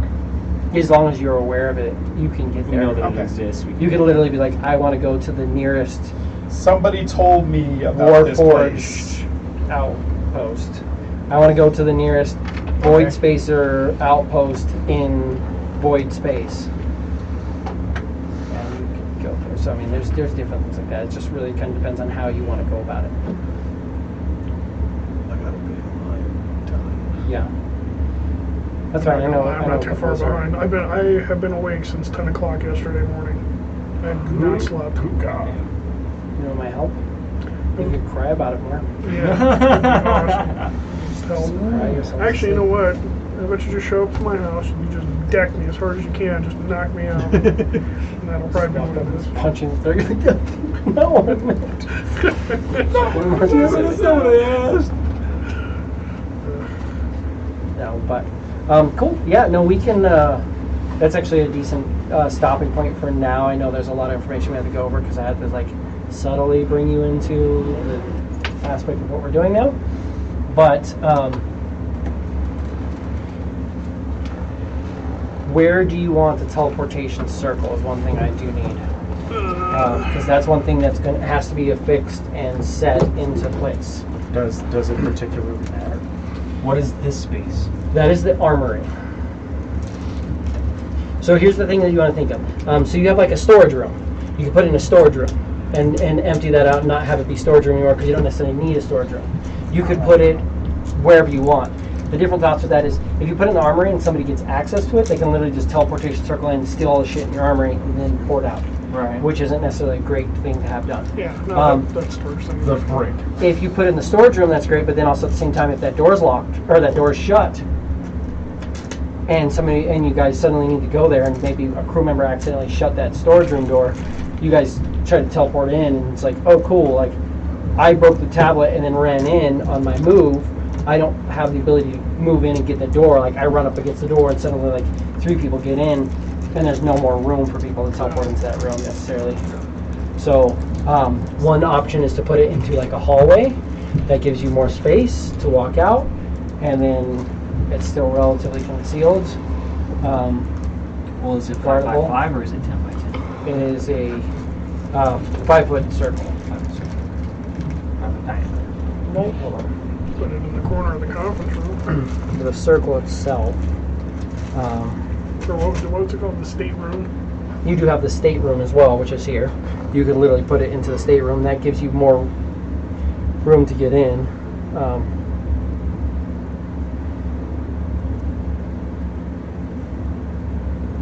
Yeah, but we don't need just anyone being able to see it. If we are inviting people into our conference room, then they can see it. Well, I guess we could just have a cover for it. I'm sorry, you draw. Yeah, it is a 10. Sorry, yeah, it is a 10-foot diameter circle. That's why they had to do the thing as well. Yeah. So I mean, you could do it. It would require a bigger room too. You could do it in the stateroom, and then another thing with that is you could always put it in the stateroom, and you could throw a big rug on top of it when you're not using it. Yeah. There's literally a rug in the stateroom right now. You could literally pull it up, infuse this into the ground, get it all set, throw the rug down on top of it, and then people won't know until you need to use it. Would that would prevent people from the other side coming here? Not necessarily, no. Okay. Then yeah, that sounds good. It might fuck up your rug if you on the other side come over, but Yeah, fuck's it. Figure it out. you could also just turn one of these rooms into the teleportation circle room, depending on what you want to do. Buzzing. I mean, either way, it's a limited space. You could make it fit like in this area here if you needed. I mean, there's options. You could fit it in one of these rooms. It kind of depends. But But the temporary crowd can see hallway. the stateroom would probably be the easiest. Stateroom, I suppose. Yeah. So we'll put in the stateroom. And we will call it there for the night. I know, yeah, it's been a long We week. should have a I'm exhausted. push exit on the door Right? instead of a knob. Yeah. A push latch. If it's in a bigger room like that, it shouldn't be an issue because you can still fit probably about 18 people in that room uncomfortably. Uncomfortably. So unless you're trying to bring in like a whole crew, teleporting them there at once without that. But at that point, there also is going to, here the problem is like you step in and then suddenly people are squished in and you're squishing. But with a bigger room like that, somebody's going to be able to get in and open that door and kind of get people through as well. So You could shouldn't use be an one issue. of those old boys immovable rods and put it in front of the door. That way if somebody does try, they ain't going very far. Yeah. Only friendlies will hopefully know our circle. Mhm. Yeah. Yeah. Oh man. Gentlemen, Yeah. My favorite is putting a teleportation circle on the end of, on like a drawbridge type thing, and then having it like hang off the edge of a balcony. Yeah. So when people teleport in, they fall if they're not prepared. So somebody opens up to your teleportation circle and goes through, but when you go, you just mention something and then they level it out. Well, and I was thinking like full trapdoor status, just either freaking have it there and just trapdoor somewhere else. Cool. Well, you guys have a good night. I'm gonna go shut this off and we'll get all set from there. But thank you guys for joining us on this. I know it was a learning experience of a session, just going through and transferring from ocean bound to astral sea bound. Yeah, getting everything all set up so that we can start going through and investigating more fun things we've got. But thank you so much. We'll shut this off. Yeah.